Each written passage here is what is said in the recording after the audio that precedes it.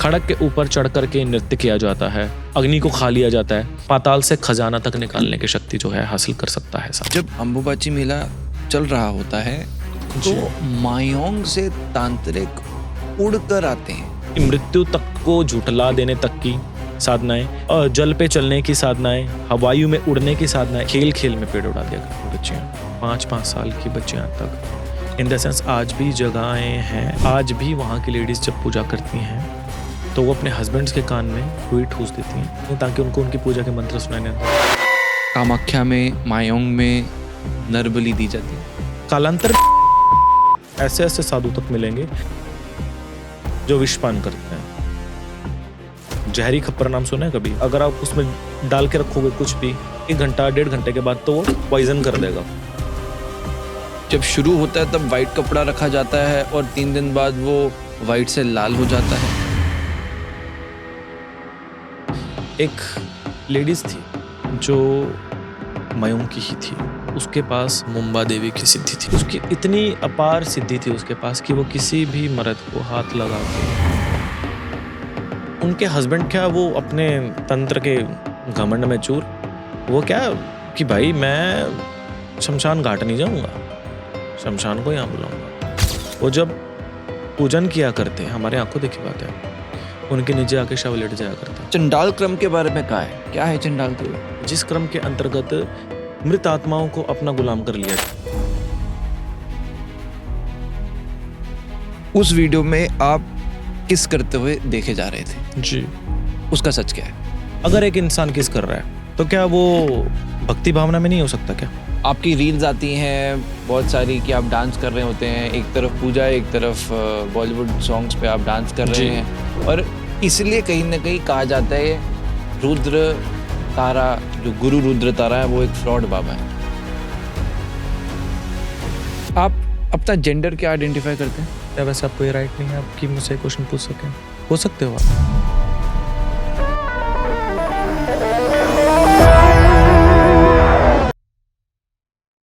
दोस्तों, आज का एपिसोड कंट्रोवर्शियल भी होने वाला है और डार्क भी होने वाला है।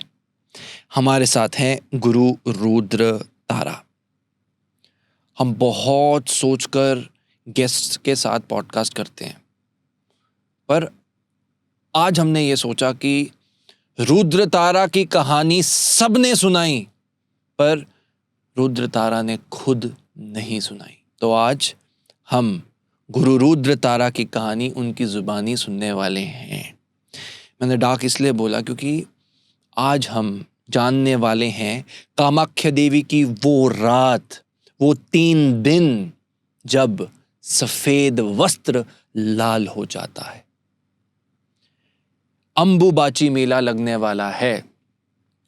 अंबुबाची मेला के दौरान पूरी दुनिया से बड़े तांत्रिक कामाख्या देवी आते हैं। वो किस तरह से अपनी साधना करते हैं, हमने मायोंग के रहस्य को भी जाना। 4 प्रकार के अलग अलग भाग हैं मायोंग में। वहाँ पर जो औरतें हैं वो इतना बड़ा तंत्र करती हैं कि एक टाइम ऐसा भी आया कि गुरु रुद्र तारा की जिंदगी पर बात आ गई, उनकी अपर बॉडी गायब हो गई। ये कोई फिल्म से निकलती हुई कहानी नहीं है, ये तंत्र है। बहुत मेहनत करता है ऐसा एपिसोड आप तक लाने के लिए। चैनल को सब्सक्राइब जरूर कीजिएगा दोस्तों, क्योंकि सुपर टॉक्स सिर्फ एक पॉडकास्ट चैनल ही नहीं, पिछले 8 सालों से हम ज़रूरतमंद बच्चों को फ्री ऑफ कॉस्ट एजुकेशन दे रहे हैं। तो चैनल को सब्सक्राइब करने से आप सिर्फ नॉलेज ही नहीं ले रहे, बल्कि अपने देश को आगे बढ़ने के लिए, अपने धर्म को आगे बढ़ने के लिए भी कंट्रीब्यूट कर रहे हैं। Enjoy the show. हाँ, फियर का बता रहे थे ना, लिजर्ड का था, लेकिन उससे भी हट गया। वो कैसे हटा? इसके लिए एक साधना होती है। अच्छा, हाँ, डर पे काबू करने के लिए? डर पे नहीं। आपने माँ का नाम सुना होगा, एक ब्राह्मरी माता का। ब्राह्मरी माता जो होती है वो स्पेशली लिजर्ड्स की, स्पाइडर्स की, इनकी देवी होती है। और अगर साधना करनी हो तो अपने शरीर पे इन सबको बिठा के फिर साधना करनी पड़ती है। ओह, तो आपने वो लिजर्ड वगैरह अपने शरीर पे बिठाई और साधना करी? तो वो टिक कैसे गई? वो भाग नहीं गई एकदम? मुझे ठिकाने पता है इनके कि कहाँ किस पेड़ के ऊपर रहती हैं। ये करंज के पेड़ पे ज़्यादातर रहती हैं। ये करंज के पेड़ पे जा चढ़ा, बैठ गया, आसन लगाया, हाँ वो चिपक गई, सांप भी चिपट गए। तो डर नहीं लगा उस वक्त?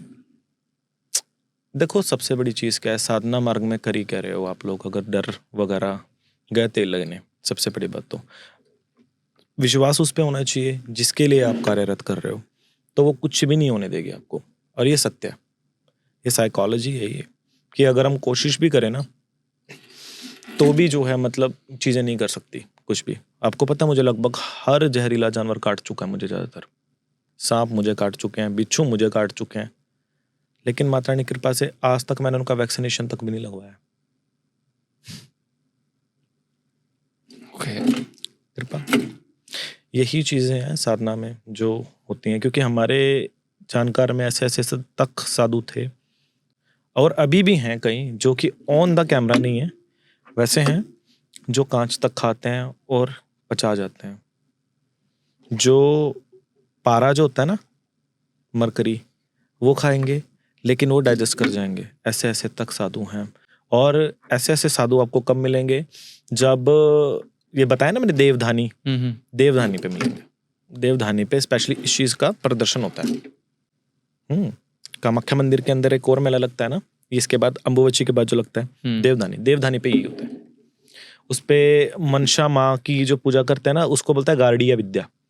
गार्डी विद्या में क्या होता है कि गरुड़ मंत्र का जो होता है वो जाप होता है, और मतलब गरम जैसे थाल रहेगा, जैसे अपना कैसे बोले हम, तवा जैसे बड़े वाला, लाल उसको करके ना उस पे हाथ ऐसे टिका दें तो वो हाथ नहीं जलेगा, और जिस इंसान के ऊपर रहता है उस इंसान को हाथ लगा करके वो जहर निकाल देते हैं। आज भी होती हैं चीजें, सांप का, बिच्छू का, नेवले का, सबका। और ये हर साल मेला लगता है इन चीजों का। ये लगता है मोनशा पूजा पे, अभी नेक्स्ट मंथ श्रावण मास के पहले उस पे शुक्ल पक्ष की चौथ से चालू होता है। मतलब अब मेरे को इंग्लिश डेट तो नहीं पता मेरे को इसका क्या वर्जन होगा, लेकिन जो शास्त्रीय डेट है वो ये है, श्रावण शुक्ल पक्ष का चौथ से चालू रहेगा और श्रावण की पूर्णिमा तक ये रहेगा। पूर्णिमा, महापूर्णिमा पे जो असली मेला रहेगा उस पे रहेगा। उस पे तो लगभग ऐसे ऐसे साधु तक मिलेंगे जो विषपान करते हैं। जहरी खप्पर नाम सुना है कभी? बड़े साधु संतों के पास रहता है, हमारे पास भी है जहरी खप्पर। समुद्री टापू पे मिलता है। ऐसे 2 जहरी खप्पर होता है, जो आपके जो लोग हैं वो देखेंगे, वो जानते होंगे जो। तो जहरी खप्पर में ऐसा अगर आप उसमें डाल के रखोगे कुछ भी 2 दिन, मतलब उसको 1 घंटा 1.5 घंटे के बाद तो वो पॉइजन कर देगा उसको। जहरी खप्पर बोलते हैं उसको, समुद्र से मिलता है। अरे ये वही जहरी खप्पर बोला जाता है जिसमें बोलता है भगवान शिव ने पान किया था, समुद्र मंथन से विष पान किया था, और जहरी खप्पर से ही मतलब पान किया जाता है इनका, तो बोलता है उतर जाता है बिल्कुल। और अगर आप मेरी बात पे विश्वास ना हो तो जाके कामाख्या पे देख लेना, जो है जो मैंने डेट बताई है, इससे लेकर के पूर्णिमा तक बहुत सारे तांत्रिक मिल जाएंगे ऐसे, बहुत ये सारे। तांत्रिक कहाँ से आते हैं? अपने अपने घरों से। कहाँ से आएंगे? सब अपने अपनी साधनाएं करते हैं, साल भर प्रैक्टिसेस करते हैं और अपने अपने लोग चले जाते हैं। इनका साल भर का जमावड़ा होता है, इनकी प्रैक्टिसेस होती हैं, और प्रैक्टिसेस के लिए लोग इकट्ठे होते हैं एक टाइम पे, क्योंकि उस समय नक्षत्र ऐसा लगता है। मनसा माँ आती है और मनसा माँ के साथ ये सब लोग आते हैं, और मनसा माँ का जब विसर्जन होता है तो मनसा माँ के साथ सब अंतर ध्यान। नागा साधु वाले हिसाब है, सबके आश्रम होते हैं, मठ होते हैं, कुटियाँ होती हैं, सब निवास करते हैं अपने अपने स्थानों पे, दर्शन देते हैं, चले जाते हैं, सिंपल एज वेल। तभी लोग कहते हैं कि ये तांत्रिकों का महाकुंभ होता है।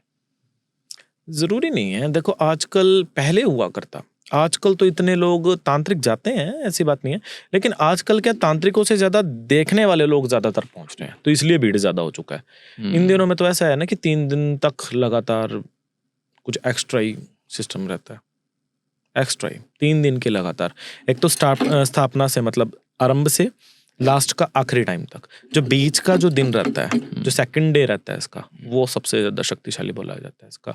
और लास्ट का टाइम जब ये उतर रहा होता है अम्बुबच्ची, वहां पर भी होते हुए। शुरू से शुरू करते हैं ओके। कि कामाख्या देवी के बारे में बहुत लोग जानते भी हैं, वहाँ पे माँ की योनि है, और वहाँ पे ये भी बताते हैं कि जो वहाँ पे योनि है, वहाँ से मेंस्ट्रुअल साइकिल से उसको लिंक किया जाता है, और एक कपड़ा है जो कपड़ा लाल भी होता है।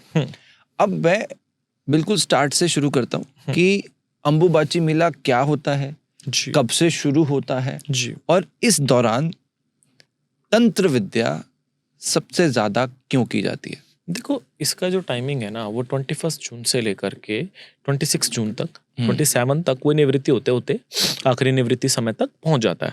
तो इसमें क्या रहता है, देखो सबसे ज्यादा जो शाक्त परंपरा के अंतर्गत है ना, जो शाक्त साधक होते हैं, शाक्त तांत्रिक होते हैं, या शक्ति का अनुसरण करने वाले जो लोग हैं, जो शाक्त परंपरा का अनुसरण करने वाले जो लोग हैं, जिसके अंतर्गत जैसे नाम के जिनके पीछे, जैसे आपने सुना होगा नाम, जैसे नंदनाथ, तो वो शाक्तों का अखाड़ा कहलाता है वो, है ना।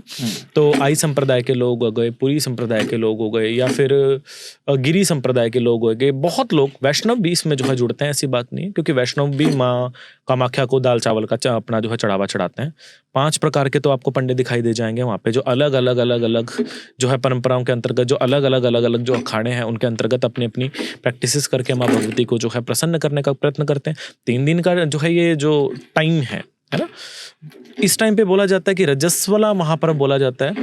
वो इसलिए बोला जाता है क्योंकि इस टाइम पे भगवती आपको, जैसे अब आपको भगवान शिव और माँ सती के वियोग की कथा को तो पता है, पूरा ब्रह्मांड जानता है ना।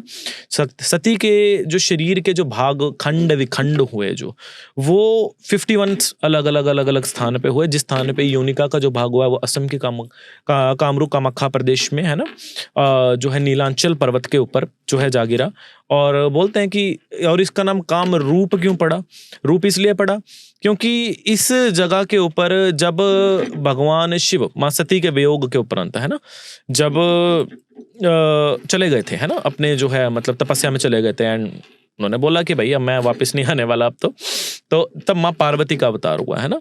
तो शैलराज की पुत्री के रूप में हुआ है ना, राजा हिमावत और माँ रानी मैनावती के यहाँ भगवती का जो है दोबारा से उत्पन्न हुआ है। तो माँ भगवती को ने जो है रिक्वेस्ट किया, कामदेव की आराधना की उन्होंने, कि आप कामबाण भगवान शिव के जो है ऊपर चलाइए। देवताओं ने जो है रिक्वेस्ट किया है ना कि आप कामबाण चलाइए उनके ऊपर, तभी माता का जो है शादी दोबारा से संपन्न हो पाएगा, नहीं अदरवाइज तो फिर प्रॉब्लम ही प्रॉब्लम होगा है ना। नहीं, भगवान शिव तो अपनी तपस्या में लगे। तब भगवान शिव की कराग्र अग्नि से है ना, इस स्थान से, तो उस समय जो है कामदेव जो थे वो भस्म हो चुके थे। तो इस स्थान पे दोबारा तपस्या करके माँ भगवती कामाख्या की कृपा से उनको दोबारा स्वरूप मिला था, इसलिए स्थान का नाम कामरूप बोला गया। काम क्षेत्र इसलिए बोला गया क्योंकि जिस स्थान पे जले हुओं को, मुर्दों को भी जीवंत मिल रहा है, तो निसंदेह वो भगवती माँ कामाख्या का क्षेत्र तंत्र से आधारित हो चुका, क्योंकि उस स्थान पे भगवान शंकर इतने वर्षों तक तंत्र की तपस्या के अंदर नियुक्त थे। तो वहां पे जब शक्ति के साथ भगवान शिव के साथ जब जुड़ाव हुआ, माँ पार्वती को भी जो तंत्र सिखाया गया वो इसी स्थान पे सिखाया गया था। और धरती का केंद्र बिंदु भी बोला गया इसको। जैसे आपने पता है कि केंद्र बिंदु के रूप में आप माउंट कैलाश को लोग बोलते हैं ना, कि एक्सेस मुंडी उसको बोलते हैं कुछ लोग। उसी प्रकार से शाक्तों में जो एक स्त्री वर्ण जैसे उत्पन्नता देती है, आपको पता है, आप हो, हम है, सभी है, पूरा ब्रह्मांड है, चराचर जगत है ना, जो उत्पन्न हुआ है। तो वो उत्पन्न कहाँ से हुआ है? बोलता है कि योनि अखिल प्रदेश सर्वप्रदा है ना, तो योनि से ही सब ब्रह्मांड उत्पन्न हुआ है। चाहे वो कोई भी हो, स्त्री हो, पुरुष हो, नर हो, नारी हो, नर हो, जीवंत हो, कोई भी हो, पेड़ हो, पौधा हो, मनुष्य हो, तो सबका जो मुख्य स्थान रहा है वो ये रहा है। और इसी स्थान से प्राप्ति हो सके, बोलते प्राप्ति दंड देविषि त्वं देशः कुरु, कि प्राप्ति के लिए तो दंड देना पड़ेगा, और दंड जो है मांगता है परिश्रम। और इस स्थान पे हठ योग, अष्टांग योग और परिश्रम की भूमि बोलेगी। तो यहाँ पे सबसे पहले जो तपस्या का जो आधार हुआ वो भगवान शिव को ही जो है स्थान का हुआ। और बोलते कि ये जो 3 दिन ये थे कि जब माँ पार्वती को अपने साकार निराकार अर्थात आदि पराशक्ति के रूप में उसको अपना साक्षात्कार हुआ था, यही वो 3 दिन भी थे। तो जिस समय पे माँ पार्वती ने स्वयं संपूर्ण रूप में माँ आदि पराशक्ति का स्वरूप धारण किया था। और आज भी कामाख्या में ये प्रथा है कि 3 दिनों तक जो लोकल्स लोग हैं है ना, जो कामाख्या के जो रहने वाले लोग हैं, वो 3 दिनों तक यही मानते हैं कि माँ की 51 शक्तिपीठ है वो एक स्वरूप होकर के लास्ट में माँ आदि पराशक्ति का स्वरूप बन जाता है। और साक्षात माँ आदि पराशक्ति जगदम्बा माँ ललिता महात्रिपुर सुंदरी का स्वरूप जो है विराजमान हो जाता है। और यही वो 3 दिन है जिस टाइम पे माँ जगदम्बा तक को भी जो है इस समय निराकार हुआ था, रूप निरूप वे हुई थी माँ भगवती। निरूप से ऐसा हुआ था कि अपना अलग अलग कर दिया था, लेकिन रूप निरूप वे अर्थात वो एक रूप में महासाकार स्वरूप में उत्पन्न हुई थी। इसलिए साधक जो बहुत समय से प्रकृति के अंदर हर चीज के अंदर एक ऊर्जा आपको पता है ना, तो उस ऊर्जा के अंदर विराजमान उस शक्ति की प्राप्ति के लिए वो जो अलग अलग स्थान पे अलग अलग रूप में व्याप्त है, उनको एक रूप में होने से जो है वो उनको एक ही स्थान पे प्राप्त किया जा सकता है। इसलिए तांत्रिकों का मेला लगता है, मांत्रिकों का मेला लगता है, यांत्रिकों का मेला लगता है, और शक्ति की आराधना के लिए गुप्त अनुष्ठान होते हैं, पूजन होता है, तांत्रिक नियम होते हैं जिनकी जो है कठोर तरीके से जो है जिनकी पालना की जाती है, बशर्ते ये जो है ये रिचुअल है बहुत ही गुप्त है। मे बी आजकल क्या है कि इसका कमर्शियलाइज ज्यादा हो चुका है, लोग जो है आजकल क्या है कि सोशल मीडिया के थ्रू आप मान सकते हैं ना कि इसका प्रचार ज्यादा हो चुका है, लेकिन पहले से क्या हुआ, ये बहुत ही ज्यादा सीक्रेसी में ये चीज की जाया करती। कामाख्या में ये नियम है आज भी, जो है मतलब जो लोकलेंस लोग हैं, जब माँ अपने महापर्व पे रहेगी तो वहां पे 3 दिन तक चूल्हा नहीं जलता कोई भी। हाँ, सब लोग मंदिर के आसपास भी, सब लोकल लोग भी, घरों में भी कोई चूल्हा नहीं जलाता। लेकिन आजकल तो ऐसा हो चुका है ना कि कमर्शियलाइज क्योंकि हो चुका है, अब इतने सारे लोग, लाखों के हिसाब में लोग बैठे, तो ऑब्वियसली हर कोई ठीक भी नहीं है। कुछ लोग मेडिसिन वगैरह लेते हैं, कुछ लोग बूढ़े बीमार भी पहुंच रहे होते हैं, है ना, बच्चे लेके कुछ लोग पहुंच रहे होते हैं, तो उनके लिए खाना बन रहा है नील पर्वत पे इन दिनों में, जो कि ठीक नहीं है। माँ का जो क्षेत्र है, नीलांचल का जो पहाड़ है पूरा, वो पूरा का पूरा वो पहाड़ी श्रीयंत्र के रूप में विराजमान है, पूरा श्रीयंत्र के रूप में। तो कुछ नियम है जिनकी पालना करनी चाहिए सबको, लोगों को। अगर नहीं होता है तो आप घर से रहिए, हाँ, मर्यादाएं खराब मत करिए किसी स्थान की, ये चीज। तो जैसे अब ये मुझे समझ आया कि अंबुबाची मेला इन 3 दिनों में होता है, और ये 3 दिन काफी प्योर होते हैं। इस वक्त तंत्र भी, जैसे आपने बताया, लोग बहुत तीव्र रूप से करते हैं, और आपने कहा कि लोग यहाँ पर गुप्त साधना भी करते हैं। गुप्त करते हैं।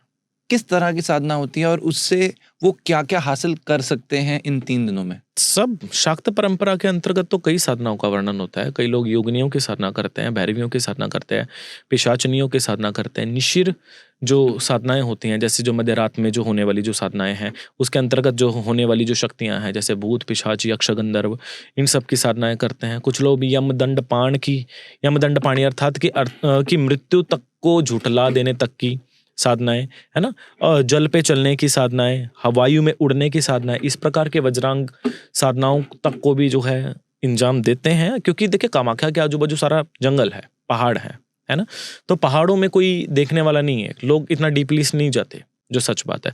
तो जितने शाक्त परंपरा के अंतर्गत जो साधु संत हैं, वो इन्हीं पहाड़ों में छुप करके अपनी साधनाएं करते हैं। बहुत सारी टनल्स हैं वहाँ पे, बहुत सारी केव्स हैं जो पुराने टाइम से, है ना, साधु संतों के टाइम से आज भी शाक्त परंपरा के जो साधक हैं या जो धनी हैं, वो आज भी तपस्या करते हैं उन जगहों के ऊपर जाकर के। हाँ, पब्लिकली तो उतना नहीं है उस चीज़ का दिखावा, अंडर द कर्टन बहुत कुछ है, ये चीज़ है।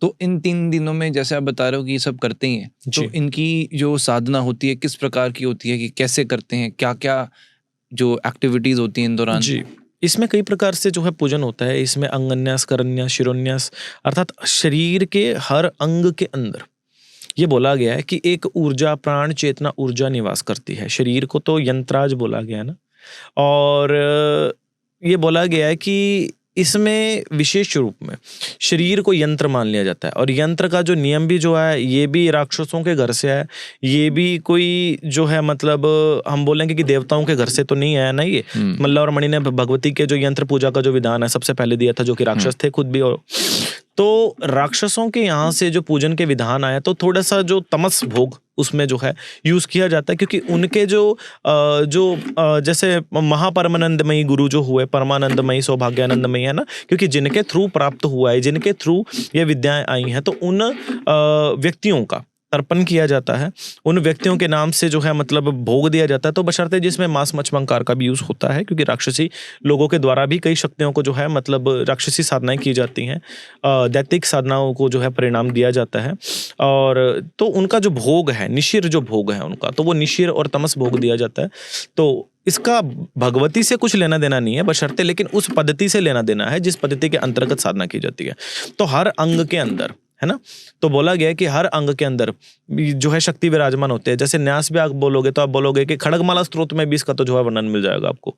अगर देवी खड़गमाला स्त्रोत भी अगर कोई लोग बोलते हैं तो स्टार्टिंग ही क्या बोल देंगे, शिरो देवी, शिखा देवी, नेत्र देवी, कवच देवी, अस्त्र देवी। तो सब जगहों के ऊपर, और जहां जहां बोला गया वहां टच किया जाता है कि हर स्थान की ऊपर आधारित एक शक्ति है, उस शक्ति की अपनी एक महत्ता है, और उस महत्ता के अंतर्गत उस शक्ति को जगाने का प्रयत्न किया जाता है। वो इसका प्रोसेस ये कैसे कि जैसे आपको पता है कि भगवती के शरीर के 51 अंग हुए हैं, है ना, वो अलग अलग स्थान पे जो जो अंग हुए हैं उन अंगों को टच करके उस स्थान पे विराजमान शक्ति को प्रणाम किया जाता है ना। जैसे तीसरे अंग पे अगर हम प्रकृति चक्र पे ध्यान देंगे तो ये नैन तारा शक्तिपीठ, तो तारा देवी का ध्यान ऑटोमेटिकली हो जाएगा। अगर दोनों आंखों पे करेंगे तो नैना देवी शक्तिपीठ है, उनका ध्यान हो जाएगा। अगर चरणों का करेंगे तो चिंतपूर्णी देवी का ऑटोमेटिकली हो जाएगा, है ना। ये न्यास होते हैं, पूजन में न्यास का विशेष महत्व होता है। तो इन्हीं के अंतर्गत सभी देवियों को प्रणाम करने के लिए साधक ज्यादातर न्यास का प्रयोग करते हैं। उसके साथ जप तप ध्यान होम यज्ञ, है ना, इन सब का जो है प्रयोग किया जाता है। तर्पण दिए जाते हैं अपने इष्ट के नाम से, गुरुओं के नाम से। तो ऐसे बहुत सारे प्रोसेस होते हैं साधना को करने के। So, जैसे आपने बताया कि जो 3 दिन का प्रोसेस है, इन 3 दिन कपाट बंद क्यों होते हैं, उस दौरान क्या होता है, और जब कपाट खुल जाते हैं जी फिर क्या होता है, और ये तांत्रिक जो होते हैं उसके बाद ये उस कपड़े को लेने के लिए क्यों जाते हैं? देखिए, इसका कई रीजन है। पट बंद होने का सबसे बड़ा कारण क्या होता है कि जैसे हमारे यहाँ पे भी शक्ति अपने महापर्व पे आती है, अगर लेडीज भी आ जाए तो ये बोला जाता है कि वो अपनी उस अवस्था में नहीं होती। इसको साइकोलॉजिकली हम समझ सकते हैं कि जब जिस समय पे एक लेडीज अपने मेंसेस से मतलब पहले जैसा उसका बिहेवियर होता है, चिड़चिड़ापन होता है, एंजाइटी रहेगा, उसको गुस्सेखोर रहेगी, लेकिन जब वो उसको रिलीज करती है तो वो रिलैक्सेशन मोड में चली जाएगी, ऑटोमेटिकली उसका रिलैक्सेशन मोड हो जाएगा उसका। लेकिन उस टाइम पे क्या आराम करेगी 3 दिन तक, ताकि वो साइक्लोन निकल जाए उसका, ताकि उसके बाद एक नवयौवन संपन्न परिपूर्ण परायण, है ना, कि अर्थात कि एक नए यौवन के साथ, एक नए शरीर के साथ, एक नई ऊर्जा के साथ वो उत्पन्नता ले सकते हैं और भी ज्यादा शक्तिशाली अच्छी तरीके से काम कर सकती है। तो ये नवयौवन संपन्न परिपूर्ण परायण, इसके ऊपर ये बोला गया, ये श्लोक है जो पट मतलब बंद होने से पहले और पट होने के बाद कहा जाता है कि एक नया स्वरूप लेकर के माँ भगवती आ रही है, भगवती नवीन ऊर्जा को उत्पन्न कर रही है, और इस ऊर्जा के लिए भगवती को थोड़ा अपने लिए टाइम चाहिए। भगवती की पूजा में उस समय पे मंदिर के बाहर से किया जाता है, ऐसी बात नहीं है। उस समय पे माँ की मतलब किसी प्रकार की कोई प्रॉब्लम ना हो, इसलिए पूजन बाहर से किया जाता है जो कुछ है, इसीलिए टाइम ज्यादा इंपॉर्टेंट होता है। क्योंकि अपने साकार निराकार स्वरूप में होती है उस समय पे, वो उस समय उसको डिस्टर्ब नहीं किया जाता, और इतनी ऊर्जा भी नहीं हो पाती किसी की कि वो डायरेक्टली उसको देख पाए उस टाइम पे, तो इसलिए पट बंद कर दिया जाए। तो अंदर क्या ये सच है कि जब शुरू होता है तब वाइट कपड़ा रखा जाता है और 3 दिन बाद वो वाइट से लाल हो जाता है? ये मान्यताएं हैं कि विदंतियां हैं, हमारे गुरुओं ने, उनके गुरुओं ने और हमने भी, है ना, प्रसाद रूप में पाई हैं ये चीजें। तो ये होता है, बहुत लोग माँ के चमत्कार को होते देखते हैं, तो निस्संदेह हो रहा है और अभी होने वाला भी है। आने वाली अम्बुबची पे आप देख सकते हो, तो चमत्कार के आगे तो नमस्कार ही होगा, और क्या होगा। ऐसा है, सत्य है। तो वो जो कपड़ा है, जबकि कपाट खुलने के बाद मुझे बताओ क्या होता है? कपाट खुल गए, अम्बुबाची मिल गए, तीसरे दिन के बाद क्या होना शुरू होगा, उस वक्त क्या होगा? देखिए, सबसे पहले माँ को उस मोड से निकाला जाएगा। देखो 3 दिन के बाद, है ना, मंदिर का शुद्धिकरण पुनः से होता है। ये मेल्स लोग नहीं करते, जो मतलब मंदिर की जो सेविकाएं मोल लीजिए, या फिर जो पुजारी लोग हैं उनकी जो फैमिलीज में जो लेडीज हैं, है ना, वो मंदिर के अंदर जाएंगे, उनकी लड़कियां जाएंगी वहां जाकर के माई का जो एक प्रोसेस होता है जो एक लेडीज वाला, है ना, उसको संपूर्ण करवाएंगी। महामाई के महाराजस वाला पर्व को संपूर्ण करवाएंगी। उसके उपरांत जा करके उस कपड़े को संजोएंगी, है ना, उसका विधिवत पूजन होगा, संस्कार होगा, उसकी ऊर्जा का समावेशन होगा। अर्थात उस समय पे उस ऊर्जा को कि जो उस समय पे हुई है, तो उस समय बहुत ज्यादा तीव्र ऊर्जा में विराजमान होती है वो, तो उस समय पे उसको थोड़ा शांत करने के लिए उसका विधिवत पूजन संस्कार होता है, तब पश्चात सबके मध्य उसको प्रसाद रूप में दे दिया जाता है। लेकिन इसको करने के लिए विधिवत भगवती की जो सम्र्यापात पद्धति है उसका अनुसरण किया जाता है, जो नियम अनुसार कायदे कानून अनुसार भगवती की जो परंपरागत चली आ रही है उनका निर्वाह किया जाता है। इसको वहाँ के पुजारीगण ज्यादा अच्छे से जो है डिटेल में या डिफाइंडली आपको बता पाएंगे, जो इम्पोर्टेंट है, क्योंकि हर चीज तो देखिए पब्लिकली भी बताना ठीक नहीं है। तो उस कपड़े की क्या महत्वता है, जो वो कपड़ा जिसको वो प्रसाद के रूप में मिलता है? भगवती का अंग बोला गया ना, निरंग। उस समय पे भगवती ने एंजाइटी से होकर एक नवयौवन संपन्न परिपूर्ण परायण, मैंने जैसे पहले ही आपको बोला कि एक नए स्वरूप को धारण किया भगवती ने अपने उसमें, और वो एक नई ऊर्जा के साथ आपको मिल रहा है, जिससे आपकी ऊर्जाओं का लेवल डायरेक्टली 7वें आसमान पे पहुंचेगा। आपने कोई भी मंत्र जाप किया है, आप उसका आधे से भी आधे में आप उसकी सिद्धि प्राप्त कर सकते हो। इसलिए उसको तावीज़ के रूप में गले में कई लोग धारण भी करते हैं, और कई लोग उसको यूज करते हैं पूजा में, कई प्रकार से यूज होता है उसका। सो इसका अर्थ यही हुआ कि जो वहाँ के तांत्रिक होंगे उन 3 दिनों में जो भी उन्होंने साधनाएं करी हैं, जी तीसरे दिन जब ये प्रसाद रूप में मिलता है तो उनकी वो साधनाएं सिद्ध हो जाती हैं। हाँ बिल्कुल। क्या आपने कोई वहाँ पर साधना सिद्ध की है? जी बहुत बहुत सारी। हमारी दशों महाविद्याओं की साधनाओं का आधार ही कामाख्या शक्तिपीठ रहा है। तो ये रहा है, गुरु महाराज की कृपा रही है। जब तक गुरु महाराज जी रहे हैं तब तक तो हुआ है। उसके बाद तो चलो माँ भगवती की जब इच्छा होगी तब बुलाएगी। आप कब तक थे कामाख्या में? कई वर्ष रहना हुआ है हमारा, कई वर्ष आना जाना हुआ है। जब तक गुरु महाराज जी थे तब तक तो हमारा आना जाना हुआ है। उनके उपरांत नहीं आना हुआ। क्यों? क्योंकि बोलता कि माँ बाप से मायके होते हैं। जब माँ बाप ना रहे तो फिर हम जाके क्या करेंगे, तो हमारा मन खराब होता है, जो सच पता है। ये रीज़न है, इसलिए हम नहीं जाते, जो सच बात है। कुछ सिद्धियों के बारे में बताएंगे जो आप बता रहे हैं कि उस वक्त आपने भी ग्रहण करी? बहुत सारी हैं, जैसे कृत्याएँ हैं, 10 महाविद्या साधना है, काली है, षोडशी है। ये सब साधनाएँ हैं जो उस समय पे प्राप्त हुई हैं गुरु महाराज के द्वारा, जो कि अलग अलग अम्बुवचियों पे अलग अलग समय अनुसार प्राप्ति हुई हैं, जिनके पुरुष शरण अम्बुवची पे निवृत्ति हुई हैं, जिनकी ये रही हैं। और आपने भी वो अम्बुबाची मेला के दौरान ही करी? नहीं, सारा साल भर चलती हैं अम्बुवची पे। देखिए इम्पोर्टेंस ही ज़्यादा होता है इनका, लेकिन इसके सिवा कामाख्या में और भी कई पर्व मनाए जाते हैं जिनका अपना अपना अलग अलग महत्व होता है। जैसे अम्बुवची पर्व संपूर्ण जैसे हो जाएगा, निवृत्ति के उपरांत आपको गुप्त नवरात्रि देखने को मिलेगा। नवरात्रि हर जगह पे पूरे वर्ल्ड के अंदर नवरात्रि 9 दिन का होता है ना। कामाख्या एक अकेली ऐसी जगह है जहाँ पे नवरात्रा 16 दिन का होता है। षोडशी माता 16 दिनों की नवरात्रि पूजी जाती है, और इसी में गुप्त नवरात्रि में पूजन संपूर्ण हो जाते हैं। और इन गुप्त नवरात्रियों में ना दिखा दिया जाता है किसी को, अपने लिए किया जाता है। मीन अम्बुबच्चे से लेकर के तब तक सबके लोग अपने लिए सिर्फ। और ये संपूर्ण होने के उपरांत जैसे श्रावण मास लगेगा, श्रावण मास की चतुर्थी से, शुक्ल पक्ष चतुर्थी से मनसा पूजा चालू होता है, जिसपे एक और जो है पर्व कामाख्या में होता है, एक और मेला कामाख्या में बढ़ता है, जिसको देवधानी महोत्सव कहा जाता है। देवधानी महोत्सव का भाव ये होता है कि जब माँ अपना नवयौवन संपन्न करके आती है तो सभी देवी देवता है ना, माँ भगवती की आरती उतारने के लिए, माँ के दर्शन पाने के लिए कामाख्या में उतरते हैं, अपने अलग अलग स्वरूपों में उतरते हैं। उसी प्रकार से विशेष रूप में इसको मनसा पूजा के पर्व के रूप में भी मनाया जाता है। और मनसा पूजा जब होता है उस टाइम पे लोग कहते हैं कि कामाख्या में शक्ति प्रदर्शन होता है। कैसे? जैसे बहुत भयंकर मनसा पूजा होता है, मतलब शक्ति प्रदर्शन के लिए कैसे, इन द सेंस कि जो बलि अस्त्र होता है, खड़ग होता है, खड़ग के ऊपर चढ़ करके नृत्य किया जाता है, और जो बलि अस्त्र उस पर भयंकर नृत्य किया जाता है, शक्ति अंग प्रदर्शन होता है उस पर। जैसे अग्नि को खा लिया जाता है, हाँ कांच खा लिया जाता है, लेकिन कुछ भी नहीं होता, ये भगवती की कृपा होता है। और ये भी बोला जाता है कि जो एक मनसा पूजा को एक मनसा पूजा के दौरान अगर सिद्धि को मनसा की पूर्ण करे तो वो जमीन से, मतलब पाताल से खजाना तक निकालने की शक्ति जो है हासिल कर सकता है साधक वो। लेकिन उसका प्रयोग समाज के और सनातन के कल्याण के लिए होना चाहिए, अपने निजी के लिए आप उसका यूज़ नहीं कर सकते। एक पैसा भी अगर उसके लिए आप निजी के लिए यूज़ करते हो तो आपकी शक्ति वहीं के वहीं अंतर्ध्यान हो जाएगी। ये ऐसा होता है। वहाँ पर ऐसा भी सुनने में आया था कि लोग कानों से त्रिशूल भी निकालते हैं, क्या ये सत्य है? बहुत कुछ होता है। वायु से आहार उत्पन्न कर सकते हैं, जो जल है जल को रेत में जो परिवर्तित कर सकते हैं, भूमि पे कान लगा करके ये बता सकते हैं कि इतनी दूर से यहाँ पे इंसान आने वाला और इतने बज के इतने मिनट पे यहाँ पे पहुँचेगा। तो इस प्रकार की बहुत सी चीज़ें हैं जो होती हैं, बहुत सी चीज़ें होती हैं। इसके बाद जो लोग नहीं जानते वो है माता की जब शादी होती है जी, ये पर्व कब होता है और क्या होता पोहन है? मास में, पोहन मास में माँ का शादी, कामाख्या माँ का शादी किया जाता है। अम्बुबच्ची पर्व की तरह ही एक और पर्व भी होता है कामाख्या में, जिसको पोहन मास में मतलब किया जाता है, पोहन ब्याह बोला जाता है इसको।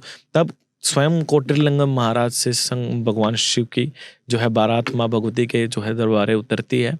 माँ भगवती दुल्हन के साथ सज्जा में तैयार होती है, माँ की जो है पूरी डोली पूरे मंदिर प्रांगण में घूमती है, माँ सबको आशीर्वाद देती है और माँ की बारात निकाली जाती है अच्छे रूप में। तो ये बहुत अच्छे स्तर पे इस पर्व को भी मनाया जाता है और ये कई प्रकार के इस प्रकार के जो पर्व हैं जो कामाख्या भूमि में निरंतर भगवती की सेवानुकंपी जो साधक हैं, जो जी। सेवानुकंपी जो पुरोहित हैं वो लोग करते हैं।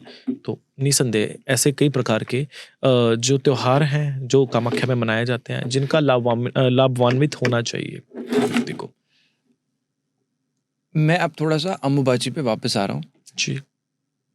ये भी सुनने में आया था कि वहां पर जब अम्बुबाची मेला चल रहा होता है जी। तो मायोंग से तांत्रिक उड़कर आते हैं। जी, सत्य है ये। सत्य है ये? जी। ऐसा नहीं, इन द सेंस उड़ के नहीं बोलेंगे, जो लेडीज है ना वहाँ की, तांत्रिक नहीं बोलेंगे, लेडीज बोलेंगे। तो जो लेडीज जो रही है ना, पुरानी लेडीज जो आज भी हैं, वो एक पेड़ से वो मतलब वो पेड़ से पेड़ ट्रेवल किया करती। आज भी सत्य बात है कि ये मायोंग की लेडीज है? कि वो पेड़ से पेड़ ट्रेवल करेगी। मान लो ये पेड़ आपको अगर इस बाग में दिख रहा है, कल को आपको दूसरी जगह पे मिलेगा, यहाँ पे ग्राउंड मिलेगा आपको, परसों किसी और जगह मिलेगा। पेड़ से पेड़ ट्रैवल होता है इनका। और ये पेड़ उड़ा दिया करती है ऐसे, बिल्कुल कि खेल खेल में पेड़ उड़ा दिया करती है बच्चियाँ, 5-5 साल की बच्चियाँ तक। इन द सेंस आज भी जगहें हैं ऐसी जहाँ पे कालांतर में नरबली भी हुआ करता। और आज भी वहाँ की लेडीज जब पूजा करती हैं तो वो अपने हस्बैंड्स के कान में रुई ठूस देती हैं। लेडीज ही करती हैं ज़्यादातर अभी भी वहाँ। तो वो अपने हस्बैंड्स के कान में जो है रुइयाँ ठूस देती हैं ताकि उनको उनकी पूजा के मंत्र सुनाई न दे। तो आज भी ऐसी कई गुप्त प्रथाएं होती हैं जो ना तो ऑन कैमरा है, ना ही कैमरा के थ्रू रिकॉर्डेड हैं, लेकिन वो गुप्त है तो उनको गुप्त ही रहने देना चाहिए। हर स्थान की अपनी एक महत्ता है, अपना एक हेरिटेज है, अपना एक कल्चर है और उसको बनाए ही रखना चाहिए। दूसरे बाहर के लोगों को उसमें इतना इन्वॉल्व नहीं करना चाहिए। ये चीज़ है, हम लोग उस पर विचार कर सकते हैं लेकिन उसके बारे में हम भी अपने ज़्यादा विचार नहीं देना चाहेंगे, क्योंकि जो चीज़ अंडर द कर्टन है उसको अंडर द कर्टन रहने देना चाहिए। 4 प्रकार से तो जो है मयोंग जो है विभक्त है। मयोंग है, बूढ़ा मयोंग है, स्त्रिया राज है और मायना राज है। ये मायोंग के अलग अलग आप डिविजन्स बता रहे हैं पार्ट्स कि मायोंग 4 भाग में बटा हुआ है। एक बूढ़ा मायोंग है जी। और कौन से बताए? मयोंग है ना, एक बूढ़ा मयोंग है, एक स्त्रिया राज है और एक महाराज है। अच्छा जी। और ये अलग अलग क्यों डिवाइडेड है और अलग अलग क्या होता है? स्टेज हैं अलग अलग इसकी, तंत्र की कोई किसी विद्या में परंगत है, कोई किसी विद्या में परंगत है, कोई किसी विद्या में। तीनों में बताओ कैसे कैसे। जैसे मैं ज्यादा तो आपको डिटेल नहीं दूंगा, हाँ थोड़ी बहुत इसकी डिटेल दे सकता हूँ। श्योर। जैसे कुछ जो है वो भगवती श्री ललिता महाषोडशी की जो है तंत्र को ज्यादा प्रयोग करेंगे, कुछ काली के तंत्र को ज्यादा प्रयोग करेंगे, है ना, कुछ अन्नपूर्णा के तंत्र को, इस प्रकार से। Okay okay. तो एक पे धन अधिक होगा, एक पे तंत्र अधिक होगा, इस प्रकार से ये चीज रहेगा। तो सब पे संपन्नता है अलग अलग चीजों की, ये चीज है। तो इन द सेंस सबका ही कल्याण, तो देखो मुख्य भाग तो सबका ही सनातन का प्रचार है, भगवती नाम का ही प्रचार है जो मयोंग के लोग भी जो करते हैं। तो पहले हुआ करता है ऐसे कि मतलब अगर कोई जाया करता तो आर्मी से परमिशन लेनी पड़ा करती, आर्मी पहले खड़ा करती, लेकिन अब तो कोई भी जा रहा है, ये चीज है। तो है, पहले हुआ करती। आज क्या होगा, आज क्या जो वहाँ का ज्यादातर प्रचलित में जो लोग देखते हैं, जिसको एंजॉय भी करते हैं आजकल तो लोग, वो क्या, जैसे आप चेयर पे बैठे हो, आपको चेयर से चिपका देंगे, आप चेयर से नहीं उठ पाओगे, उठ ही नहीं पाओगे। हाँ, कुर्सी से चिपका देंगे आपको। हाँ, आपके पीछे जो थाली है आपकी, वो थाली चिपका देंगे आपके पीछे। ऐसी थोड़ा बहुत लोगों को मतलब करने के लिए, ताकि डरे ना लोग उससे, ये चीज। Okay okay okay. क्या कामाख्या में मायोंग में नरबली दी जाती है? कालांतर में दी जाया करती थी, अब होती है या नहीं होती है इस विषय पे मैं अपने विचार नहीं दे सकता, क्योंकि मैंने अपनी आंखों से होते नहीं देखा है। लेकिन एक त्योहार मनाया जाता है जो कि जैसे चैत्र शुक्ल पक्ष की प्रतिपदा जो होती है, जैसे प्रतिपदा का जो अंतिम दिन होता है ना, जो चैत्र का जो अंतिम दिन रहेगा और चैत्र के बाद का जो नेक्स्ट मंथ रहेगा, तो उसका पहला दिन, तो इनके बीच एक त्योहार मनाया जाता है जिसको चरकी पूजा बोला जाता है। तो उसमें आज झांकियों के रूप में ये चीज दिखाई जाती है जो मयोंग का कल्चर रहा है या असम का कल्चर रहा है। तो उसमें पहले क्या हुआ करता कि नरबली भी दी जाया करती, लेकिन आजकल तो नहीं होता ऐसा कुछ। जगहें हैं, बाकी अगर कई लोग करते होंगे तो देखो ये कानून की दृष्टि से भी गलत है, और धर्म तो शायद इसकी नहीं जो है किसी को भी परमिशन देता, तो निसंदेह सब चीज़ें, समय बदल चुका है पहले से। पहले कुछ और था, आज कुछ और है, तो फर्क पड़ चुका है पहले से। लोग बोलते हैं कि मयंक को कोई जीत नहीं सका, राजा अकबर भी जीतने के लिए गया था। सुना था वहाँ की लेडीज के बारे में, इतनी पारंगत है। उन्होंने तंत्र विद्या से बहुत ऊंची दीवार खड़ी कर दी थी वहां पे, वो घुस नहीं पाया था। सिकंदर जैसे राजे भी मयंक को जीत नहीं सके, क्योंकि मयंक का जो राजा रहा है वो घटोत्कच रहा है। और घटोत्कच आपको पता है कौन है? खुद हिडिंबा माता है जो, उनके बेटे और भीम के पुत्र। तो बस फिर हिडिंबा माता तो खुद मतलब मनाली के अंदर विराजमान है, और जो घटोत्कच थे इन्होंने यहाँ मयंक को अपनी राजधानी बनाया था, और इन्होंने ही कहते हैं कि शहर को बसाया था। और उसके बाद से ही ये विद्या तब से ही इन लोगों में व्याप्त है। तो ये राक्षसी विद्या है और तब से ही चलती आ रही है। कहते हैं कि भगवान कृष्ण तक इस स्थान पे आके गए हैं, और भगवान मच्छिंद्रनाथ जी है ना, उन तक को यहाँ पे बकरा बना के रख लिया गया था यहाँ की औरतों के द्वारा। वो बोलते हैं नगर में आए होंगे इनके भिक्षा करने के लिए, तो भिड़ गए होंगे किसी के साथ। वो बहुत बड़े जो है आगे तपस्वी थे, तो ये कौन सा कम थी मैडम में, तो बस भिड़ गए होंगे आपस में, तो इनको बकरा बना के रख लिया था। तब गुरु गोरखनाथ जी ने जाके इनको छुड़वाया था। तो बहुत सी ऐसी बहुत लेडीज आपको मिल जाएंगी जो यहाँ की रही हैं, प्रसिद्ध रही हैं तंत्र में।